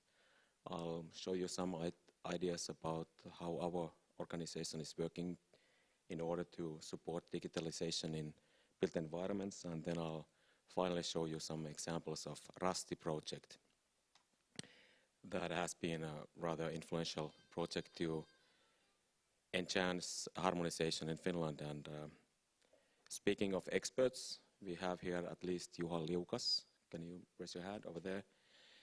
He's been very active both in Building Smart Finland as well as in the Rusty project. So when you ask the questions, he's the one to answer, or then the other alternative could be Tomi Henttinen, sitting right next to him, the director of Building Smart Finland and also one of the key figures for the Rusty project. I hope I do you right when I explain the Rusty project, and if I make mistakes, then correct me, please. Okay, about CoClass, a couple of words before I start with the actual presentation. In Finland, I think in order to succeed in implementing CoClass, we cannot use stick. There's no way we can force the actors of built environment to accept some systems or classifications, any sort, simply by telling them that now you have to do it. We have to show them a possibility to get added value out of it. That's as simple as is. And there is competition between different kind of classifications and systems, so there's a kind of a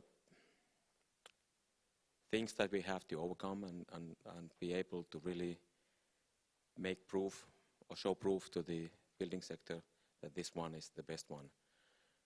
I think this is the right way to do it, at least in Finland, and it also makes it will eventually in Finland prove that whether CoClass is good or not. If it is, then it's very, very good thing for CoClass as well. It has to be profitable, but it also has to be simple enough for humans to operate. I don't think it doesn't matter at all what happens within the computer itself. But for the humans, it has to be understandable and usable. It has to be reliable. I mean, we speak of a lot of money when we have projects in built environment. And if the systems or classifications do not work, then it will be costly. And then, of course, like CoClass is aiming at, it will have to be international, following the standards.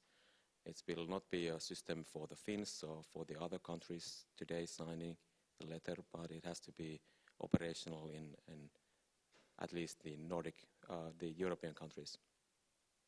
Hopefully elsewhere as well. Again, something that CoClass and Big Chance is, of course, very well aware of and working hard for aiming at achieving these goals. Okay, some greetings from the Ministry of Environment. I will not read out loud all the lines that I have here.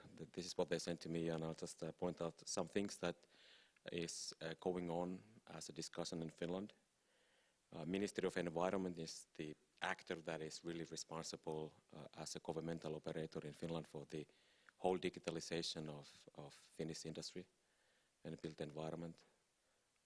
They are very active about it. They are putting a lot of resources for the digitalization at the moment. We have just ended the Kiradigi project that was roughly about 8 million euros.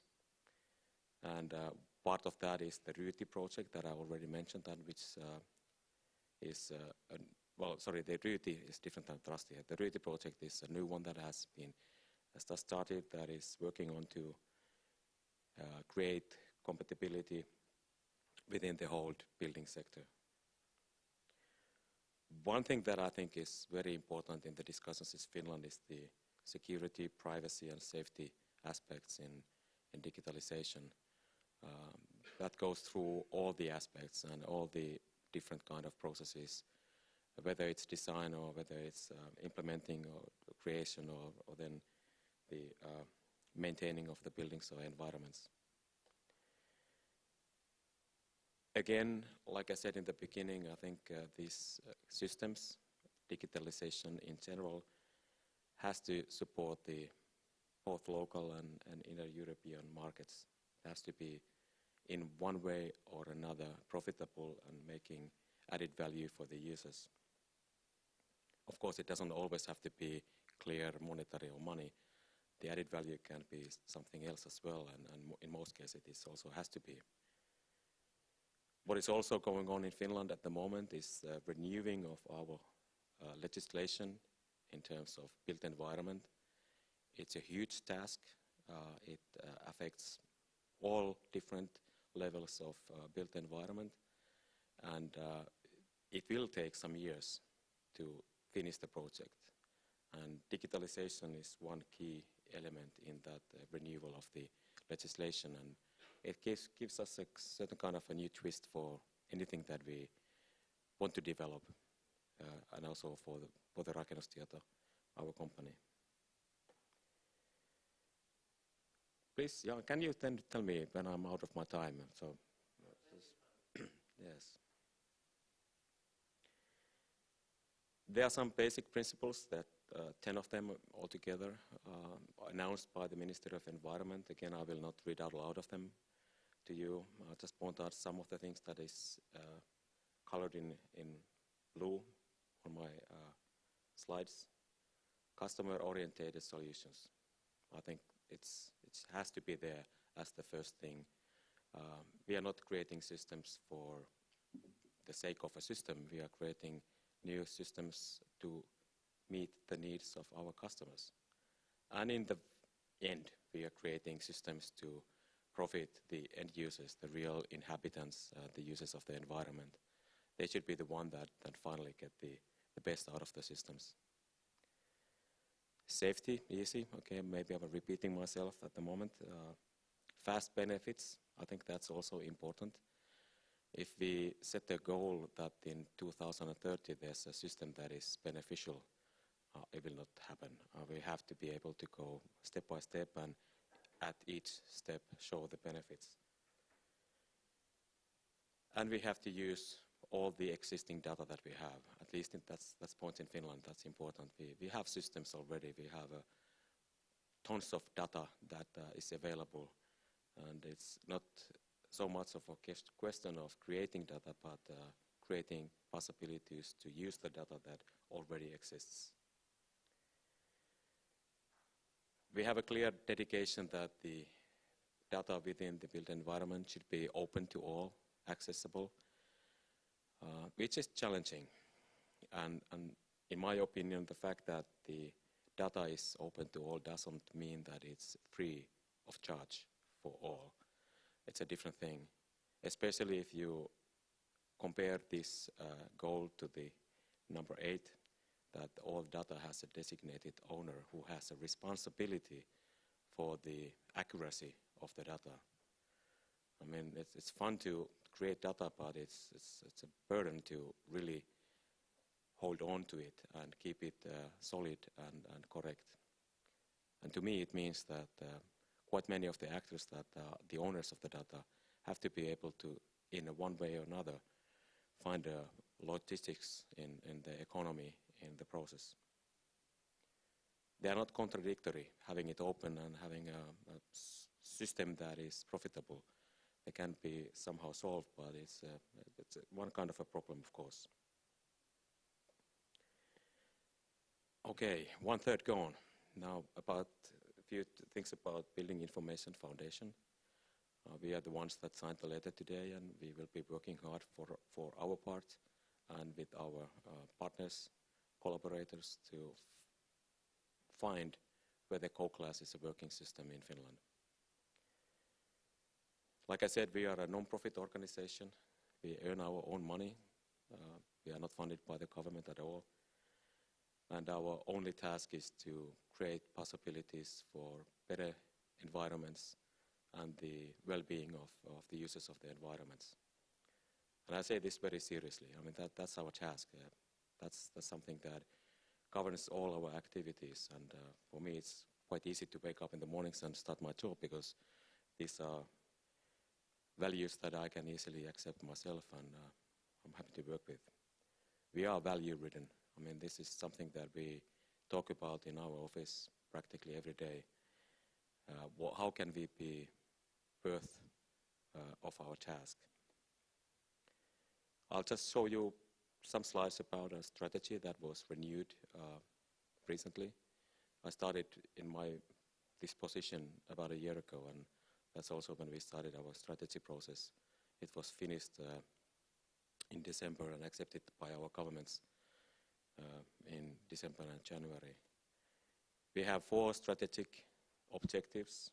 One is the reforming of the industry and cooperation, and signing this letter today is one fine example of how we try to fulfill our strategic goal of cooperating with the actors that are important in the field of building environment.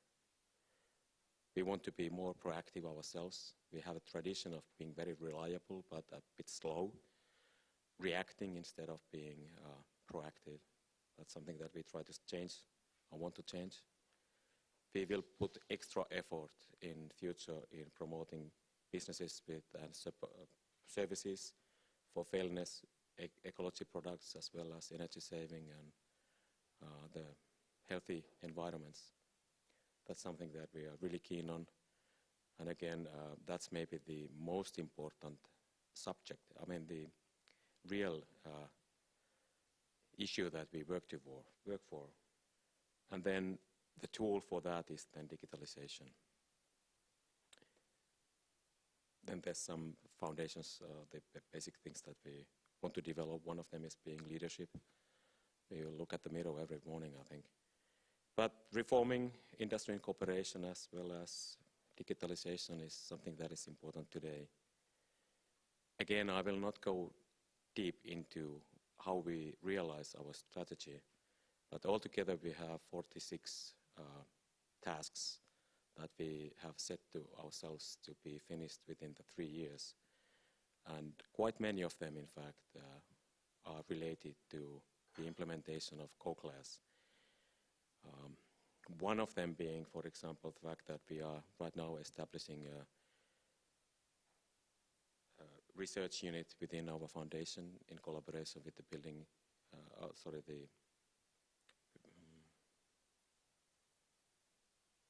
Smart Building Finland. Mikä se oli? Building Smart Finland. No. Talk about experts. Okay. One of the things that we've been involved in as Rakennustieto ourselves, and especially the Building Smart Finland, with the people that are already presented, as well as Kiradigi, that was a governmental project, about 8 million euros, that is ending at the moment. One of the things, project was Rusty project, which is creating a national strategy and a roadmap for the digitalization and standardization, harmonization of things. There is quite good English web pages about the Rusty project if you want to look at them. All the slides that I'm showing is just a small part of it, but you'll find more information there if you want to. Basically, the idea is to find a coherent, unified understanding of the digitalization and harmonization of the processes of built environment from all different aspects, including built environment, geospatial aspects, as well as infrastructure. The challenges that we have in Finland are pretty much the same as we all are facing in these Nordic countries and elsewhere in Northern Europe at least. There's a lot of different kind of data available, guidelines or standards, many of them which are not really interlocking correctly, or they are perhaps overlapping in a way which is kind of not supporting the harmonization in altogether. We do not have coherent machine-readable processes, which we of course have to be able to create. I think one of the learnings from the Kiradigi, in my opinion, was that there's a lot of innovation in building sector in Finland and a lot of interest in creating new solutions. But what is lacking at the moment is the foundation onto which the innovations then can really foster. Maybe that's kind of a thing that should be now organized in Finland much better than it is at the moment in order to create possibilities for these innovations. We do a lot of manual work and we lose a lot of data. We recreate the same data on and all the time. So the idea would be to have an information flow in all different levels, whether it's the time span of the product, process of building, or whether it's different kind of actors or levels of the building process itself. So it's in many ways a three-dimensional information flow which should not have any problems or restrictions. In this Rusty project, the people involved have created a roadmap for Finland, and I think this is rather well accepted by the actors in Finland as well as the government. So this is a real roadmap that I think that many of us are trying to follow and trying to support. And once again, I think CoClass is one of the elements that is right on the track.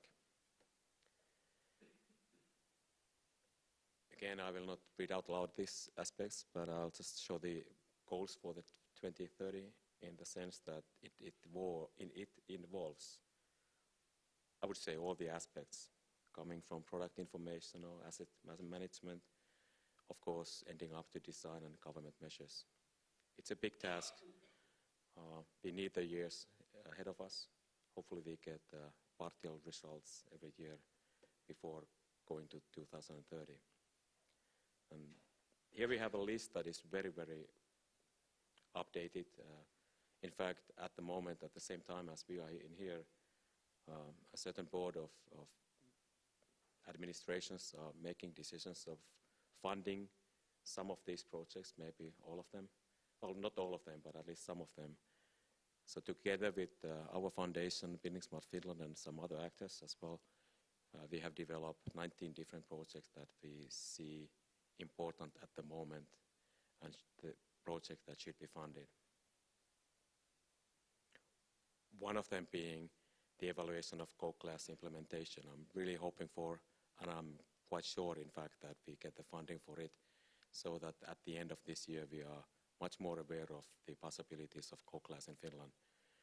We'll see what happens, but like I said, it's just very green light being shown to this project beforehand. We are working on other aspects as well, one of them being the extension of national vocabulary. What comes to the objects and their attributes, then there's a Building Smart Data Dictionary study that we are hoping to be able to develop. We want to develop also the ontology for the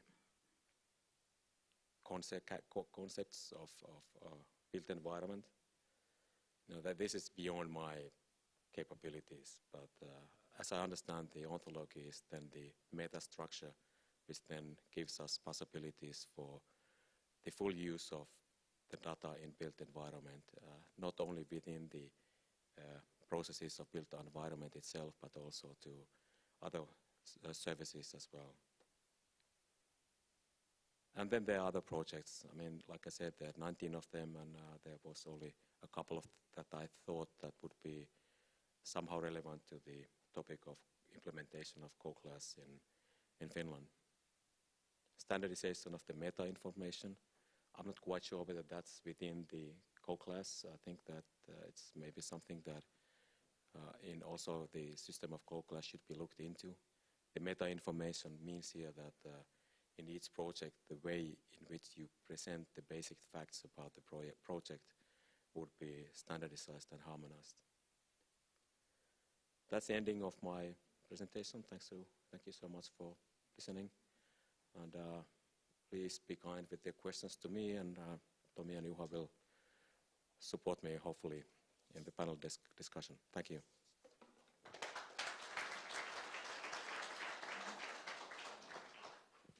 Thank you, Markku, for presenting and showing what is going on in Finland. So it's actually more. It was like 3 presentations in one that we got. So that was really great. So here's a small token of appreciation. Only 1? Don't I get 3? Well, you didn't inform us that you were going to do 3, but I think it more than compliments. So, if we look now at the agenda, we have reached the end of the presentation sessions, and I would now like to ask everybody that was already presenting to come on stage, and we will start the joint panel discussion. So we need chairs for this. So we have, I think, altogether 5, 6 presentations. So it's Klas, Jaroslav, Dainius, Markku, Ville, and Raido, and also Rode. I would also ask to join us on this stage. Yuri is very shy, and he's not that eager to join us on stage, but I think that's not a problem. We have plenty of Estonians, so we don't want to tip the balance too much. And I will start showing the questions in just a few moments. We will change some microphones first. I think we can take this one out as well. Okay. I will hand these microphones here, so you guys you get one.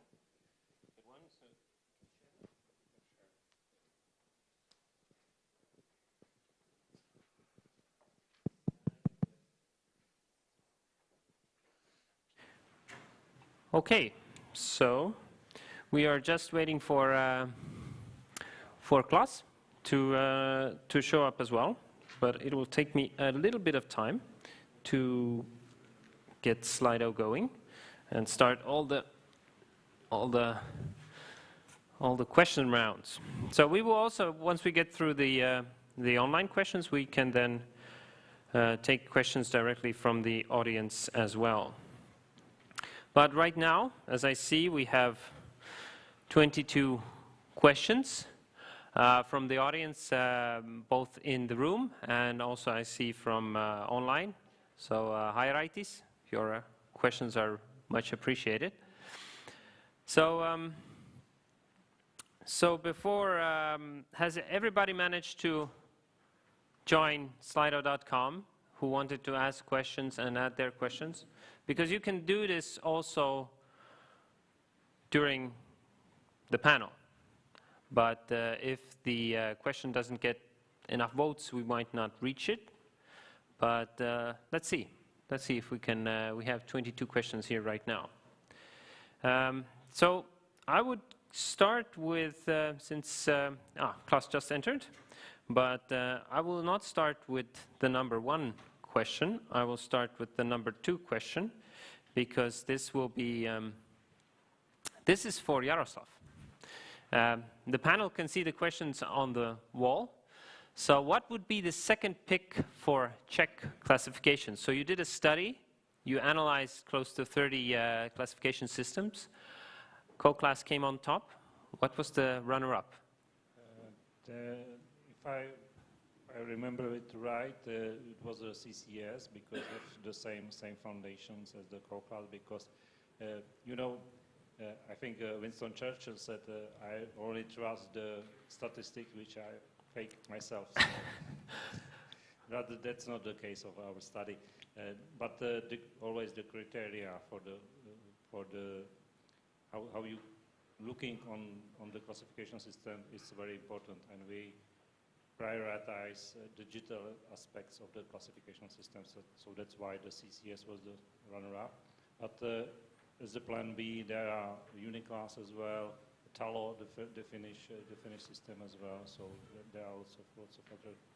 But as I said earlier, we are really now hardly focused because we have limited capacity and financing and human resources. So we are actually right now really hardly focused on CoClass and about evaluating how it suits our needs. Okay, thank you. I think that that was quite a good answer.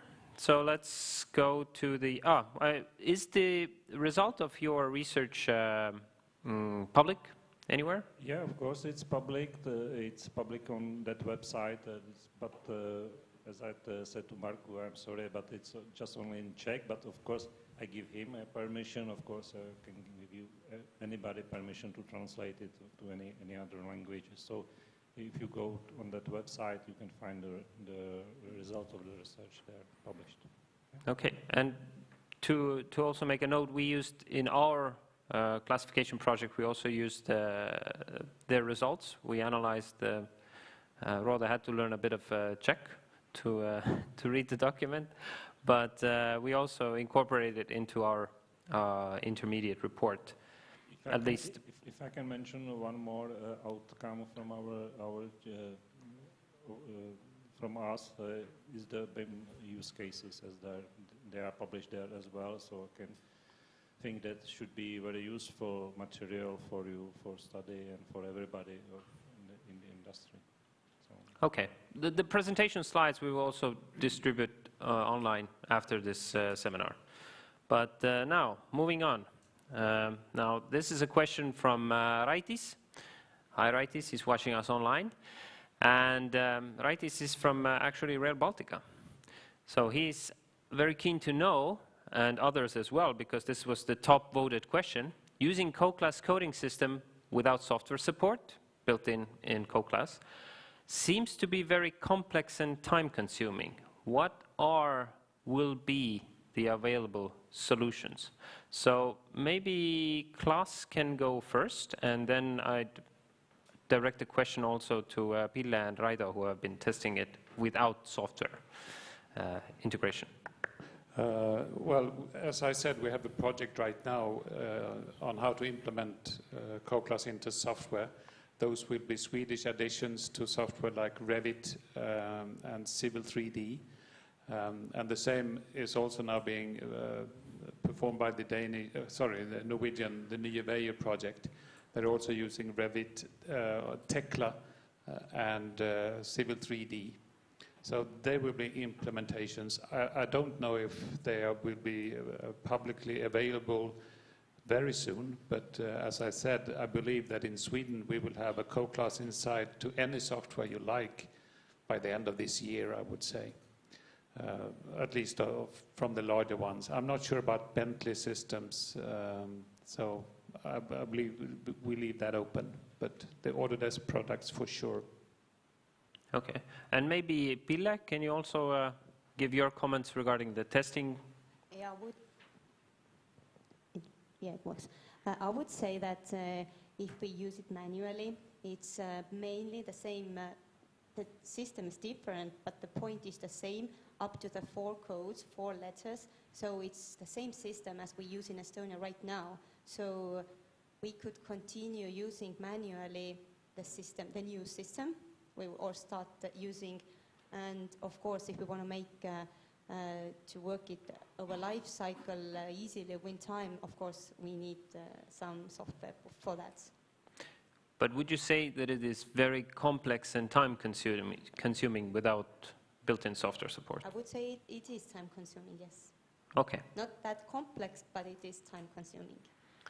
Okay, But please, can I add, me as a classical teacher, I would say that you all remind now, when you went to the first class at school, then you started, and we all started, doing math on the piece of paper with a pencil.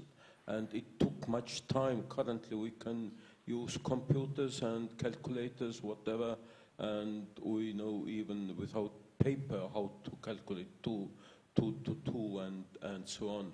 So when doing anything very new and starting with a new thing, first of all we have to understand how it works. And to do it manually, I think it's the best way to learn. Okay, Marco also had a comment. Can you pass the microphone, please, to Marco? I think, like it was said in the presentation of CoClass as well as in my presentation, the easy usability is one of the key issues in these classification systems.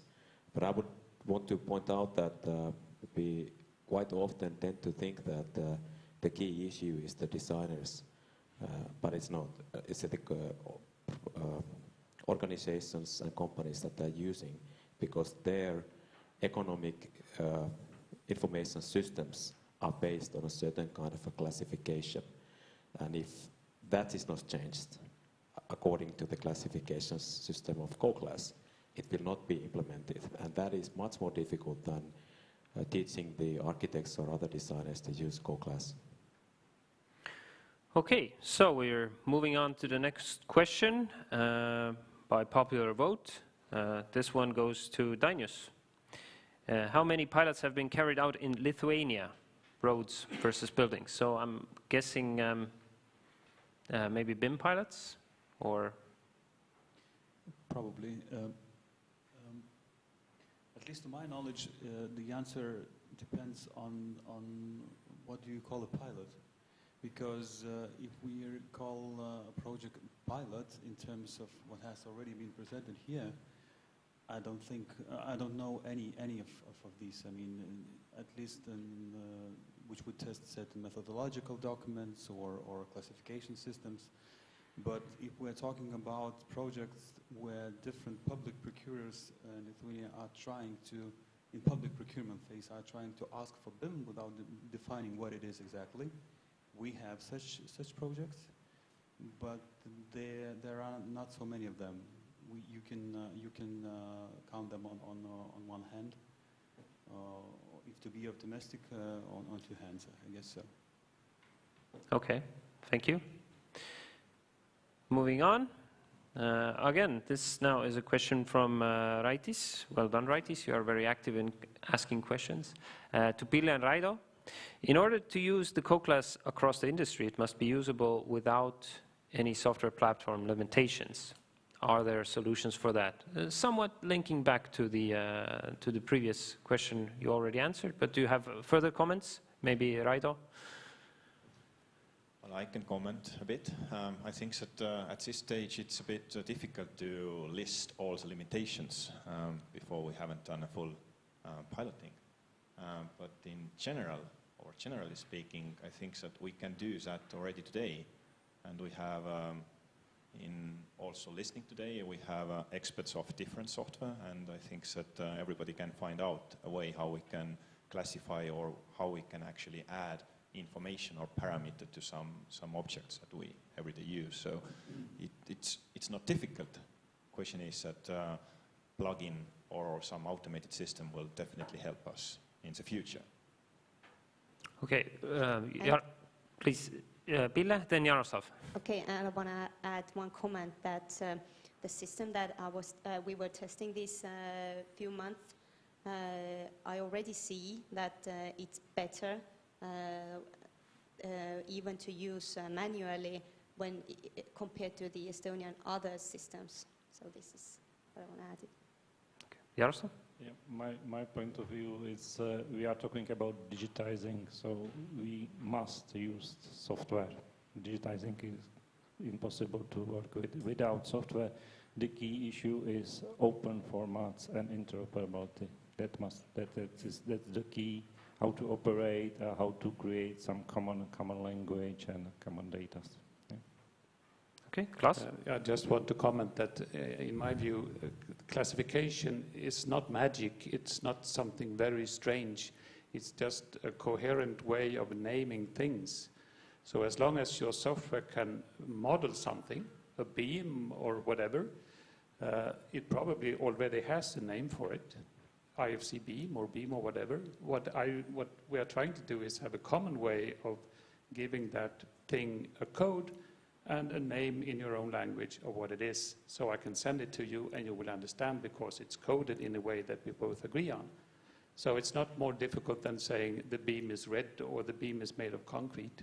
I just give it a code. So I would say that gives, as long as the software can make you add your own properties, then it's not a big issue, I would say, technically speaking, of course. It's a lot of work, maybe, to produce the families, the type objects you need, and so on in your practical day, but it's not theoretically difficult in any way, I would say. Thank you. Erkki is curious about quantity measurement rules in CoClass. For cost estimation, these rules have to be similar for all, so I think this is for you, Klaas, something to answer. No, we don't have it per se. We have obviously we have a property called cost or production cost, but the way you measure it is probably different from different countries. Svensk Byggtjänst, we have a set of rules for how to measure construction works in meters or square meters or cubic meters and so on. That is national. And you can add those rules to your objects in your model if you like. But CoClass as such does not say that you measure concrete costing by cubic feet or something. So I would say we can store it, but we don't have the rules for it. Okay, next question, also from Raitis.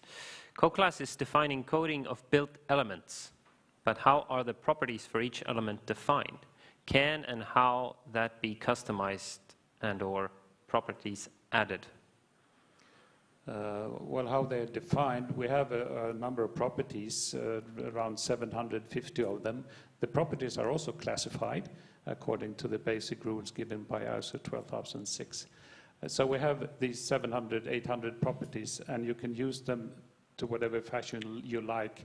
I think I mentioned that we are starting now to give a suggested way of connecting properties to objects. We don't have that answer yet, but we're working on it in this ARMA function project, and we're also cooperating within with Norway now.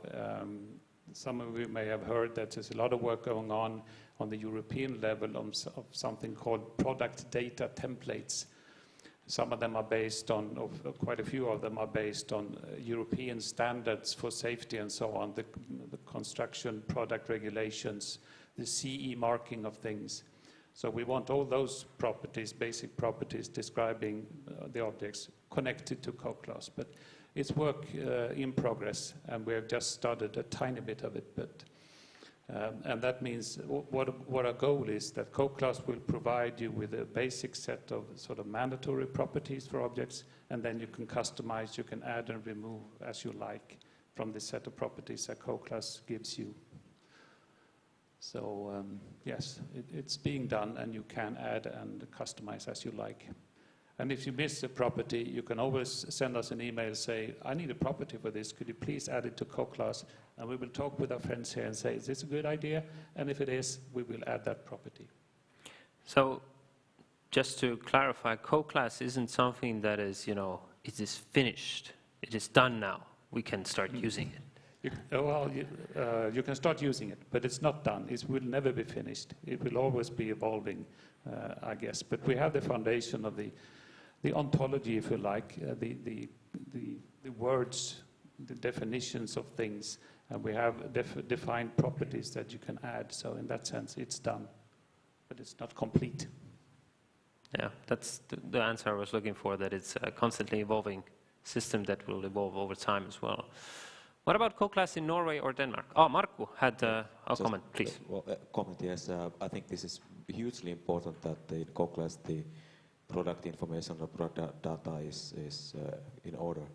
For example, for the safety of maintenance, or even more importantly for the calculations of carbon dioxide or the energy consumptions, we need to have the data within the objects and the products. And it's not only a classification question, it's also how do we produce general data, for example, about the carbon dioxide amounts in each product. That's a separate question. It has to be done somehow, but it has to be also integrated to the systems of design to be able to really calculate them in a reliable manner. Okay. Okay. Next question about Norway or Denmark. Norway, Denmark. As has been mentioned, Denmark has a system called CCS, and it's basically in some parts identical to CoClass, and that is the classification for the construction elements, the beams, the lighting, the walls, the roof, and so on. So we have a basic core for describing buildings and roads and whatever. But then CoClass has added a number of tables on top of that. So we have classes for the, as you said, houses, different kinds of houses, different kinds of roads, and so on. We have classes for construction complexes, a whole building area, and so on, an airport, and all of that. We also have more properties than CCS has, and they're different, so they're not quite comparable. And also CoClass has a lot of suggested types of things. The standard, for instance, says just wall system, and then we say we have different types of wall systems, interior walls and exterior walls, for instance. So those typings do not exist in the Danish system. They could, of course, be used because we have the same code for the wall, but not for the type. So you can translate easily if you like. Norway has not yet decided. We have ongoing discussions with them, and I will meet Standard Norway in just 2 weeks from now in Oslo. This is on the initiative from the Nye Veier, the road administration in Norway. They are so fond of CoClass now, they wanted to have it brought up to Norwegian standard. So we'll see where that goes, but hopefully they will be impressed by all of us talking together, and they will join us. But no promises given yet. Mm-hmm. Thank you. But Nye Veier is already piloting CoClass, right? Yes. Yeah. Okay. So moving on. Next question: is it possible to share presentations? Yes, we will share the presentations, and we will make them available online. We will send a follow-up email with the address, but I will also put it on screen later on. So, next question by popular vote is, how are you going to distribute CoClass in other countries where, for example, local hosting is required for projects like yours? So I'm guessing this is a question regarding the CMS system where the CoClass is living, and if we have software that is connecting to a Swedish server, a Swedish service, but our project requires that all data and all connections kept on site.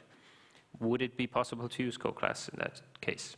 Well, my quick answer will be yes, but we have not even started discussing all of these technical details. As of now, CoClass is stored at Svensk Byggtjänst. We have an API, so anyone can access it as long as they have an agreement with us. But I don't see any technical problems if someone wants to copy that and have it stored in-house. Obviously, the safety issues and so on, they are paramount in some cases, so you don't want your users go externally. For instance, I was talking about the nuclear waste program in Sweden. They probably will have a very secret operation, and if they start using CoClass, they want to store it in-house, possibly 2,000 meters below the surface of the Earth. But so I would say that can and will be solved as needed. Okay, yeah, it's a complicated question, but we are right now starting to figure these answers out, right, together. And the key is that we're doing it together, not just in Sweden only, I would say. So next question from the Estonian local electrical distribution company. They're interested to know, in Sweden, are electricity distribution companies also using CoClass? I would say today, no, but most of them are using 81346-2, which is the standard that CoClass has evolved from. The current version was, as I said, designed for electricity distribution, production and distribution mainly. So it's very widely used within Europe, I would say, that standard. But perhaps we can convince them to use CoClass instead, because CoClass has extended that old standard, making it more useful also for the buildings and so on that they own. So perhaps, but they have not been our main target as of now. We're mainly interested in the construction and facilities management, not the industrial production side of it, but I think they will. And the fact that the electricity industry used 81346 was one of the key issues for Trafikverket, the road administration, when they decided this is a good way, because they are huge consumers of electricity. So they want to talk the same language as their people delivering their electricity, so to speak. Thank you. Next question from you, Klaus, I think. Yes. To Estonian presenters. What do they mean by LOD should be able to add classificator code? Basically, just that when we talk about models and we want to classify some things, and we just need to have that component in our model. So when we talk about electrical switch or something like that, so we need to have probably much more smaller detail if we want to classify everything. Okay, next question, CoClass. How type ID is classified in CoClass? Anybody besides Klaus want to take that one?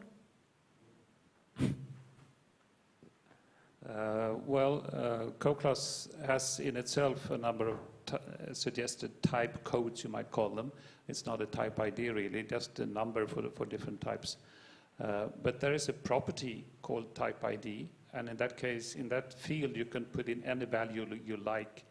Like for instance, the QQA window I mentioned, if you want to call that F for fönster, as it's called in Swedish, or W for window, I don't know the Estonian word for fönster. A. Yeah, you would put an A and say this is A1 and that one is AB or A2. That's entirely up to you. So as I see, type ID is sort of a more pragmatic way of temporarily putting a label on something. So we have the property for it, and you can use any value you prefer. Thank you. What about facility management companies? Any of them using already CoClass in Sweden? Well, if you say that Trafikverket is a facilities management, yes, for roads and railroads and so on. And also we mentioned this Church of Sweden, which, I mean, they're big, so they're using CoClass. Swedavia, the airport is not as yet. They still use the BSAV system. So No, as I started to say, we don't have many sharp projects running. Many of them are trying and discussing and debating and saying, well, this we will probably do it, but not now. We don't have the resources, we need a new budget and so on. So, but they will, I'm sure. Next question, how is CoClass funded? We paid for it.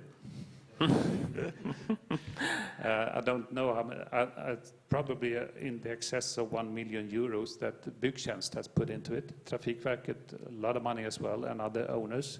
We got the money from this Smart Built Environment project.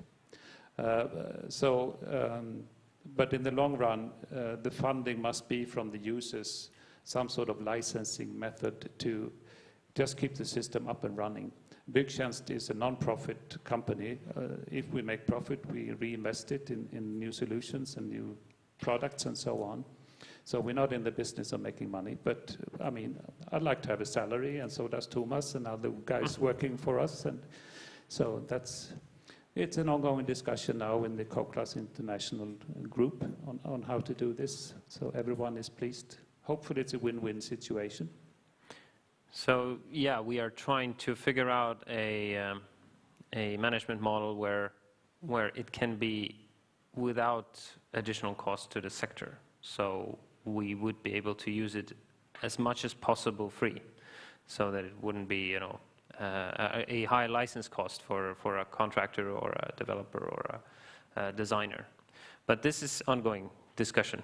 Yeah, and if you consider the huge amounts of money we are spending in this industry, we heard from Latvia and so on, this money is for running the system, that is peanuts, I would say. It's so little money and so much money to be saved by better communication. So it should be a very easy decision.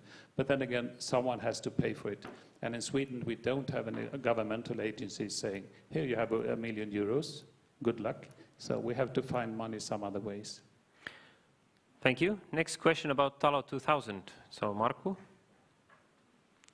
Okay, just one comment about the importance of electricity, if you may. I know I'm really, really slow here. It was like 10 questions before. But I think that the idea that, well, we need to have a classification system that is comprehensive and it's able to take into account all the different levels and aspects and needs of the built environment. And when we talk about electricity, I think we should remember that it's not about lighting anymore. We are all the time building more and more intelligent environments with a lot of intelligent systems and networking facilities or solutions. And the importance and the value of these systems is growing all the time. And of course, we have to have a system that is able to deal with those as well. I don't see any problem in that if it comes to CoClass, but I think that's a very vital issue in all of it. What comes to Talo 2000, well, that's one of the systems that we have in Finland. We have also Talo 80 that was created in the 70s, I think, and in fact that Talo 80 classification and system is one of the most used in Finnish building industry, because it is simple and also because all the other systems are relying on that Talo 80. So here we come to the idea or the challenge, at least in Finland, that if we want to have a new system again, how long does it take and how do we prove to the users that it's valuable for them, since the Talo 2000 has not been able to convince all of the users in Finland. Mm-hmm. Thank you. So, future is murky? No, I don't think it's murky. I would say it's interestingly challenging. Okay, good answer, good answer. So as we are closely running out of time, I would urge everybody to vote for the questions that are most relevant. They will pop up, so there are more questions that we probably can cover. So if you have a really good question, you ask your neighbor to vote for it and it will pop up on the screen. But we have a question next from Tommy. The property data in CoClass seems to be in clash with the upcoming 10 product data standards. How to avoid overlapping? I guess that's for me to try to answer. I must say I'm not an expert in the CEN product data standards, but I know that they are dispersed and sometimes hard to interpret and so on somewhat of different standards as well. But our goal is to simply map the properties that we have to the relevant CEN product data standard properties. So I wouldn't say they're overlapping. It's just what we're trying to do with CoClass is give the common language to finding these properties for the products that are important to you. So no clashing, but synchronization, I would say, is our goal. But we have just started on this journey, so it's a long way to go before we can say that we have a good solution for that. But we are, as I said, cooperating with Norway now in trying to find a common way of dealing with this, hopefully in a better way than IFC is right now, at least, ready to do. Okay, Jaroslav also had a comment for that? I have the comment of our view about this, let's say, issue or conflict. We are splitting or dividing the classification system as itself and defining the property sets and templates, whatever. Actually, it's not so often named as a product data templates. It's much wider name should be the data templates, because the product are just the part of the content of the data template, because we have much more elements which we need to describe by the property sets, not just the products. So that was the heating the theme about the products or by the manufacturer companies and so on. So, but it's much wider discussion, and we in Czech trying to just focus about the classification, just describing the common language about how to classify the functional system, construction system, elements, buildings, and so on, and not mixing that classification system with the products. It's a second add-on to that, but not trying to use it as a. So for us, it's not in conflict with the CEN activities under the TC 442 or CE markings and so on. So we are looking just for the classification, not for the property sets. Yeah? Thank you, Jaroslav. So I see there's a tight competition between questions going on in the background, but the one that won the screen time is a pretty good one. Is something missing in CoClass class? I think Estonian language is missing. Yes, and this ties together with another question that was on the screen, is whether it's going to be in other languages. But obviously a lot of things are missing. What we have consciously not ruled out is, for instance, classification of products, classification of actors. I mean, Uniclass and Omniclass have classifications for a lot of stuff that we don't. And we saw that products, that's simply too much of a task for us. So we rely on other classifications, such as ETIM. So there was an ETIM question. We try to concentrate on the physical objects and spaces, we don't have the activities that people actually do in the built environment. So we don't have a classification for meeting or sleeping or playing football or ice hockey. I think that was also too big. But we have for the activities, painting and casting and all things you do with the built environment. So the physical activities dealing with the built environment we have. So I think we have a lot. It's enough for today, but suggestions are always welcome. Okay, so we are quite out of time, but we will take two last questions. The top one being right now CoClass and BIM. How is it working in real life? So Raido, maybe since you have been piloting and trying this, can you give your comments? Well, for me, it's additional information which is available in the model, and it's usable for anybody who is dealing with that construction data. So. And are you working with IFC? There was another question related to that. is... When it comes to IFCs, then we can easily export CoClass data into it. So again, not a big issue. Or we can connect to IFC code to have a combination. And also at CoClass website, there are already IFC codes available. Okay, thank you. And the last question on the screen there, where are the Finnish InfraBIM fellows? Are they here somewhere? Ah, so we have a representative here as well. So that's an easy question to answer. But I think that's all the time we have for today. So there's some refreshments, a light lunch, and some drinks waiting outside. I would like to thank again, on behalf of the Ministry of Economic Affairs in Estonia, all of the foreign delegates, and also Rode and his team for putting together a great seminar. So a big round of applause for our panel. Thank you.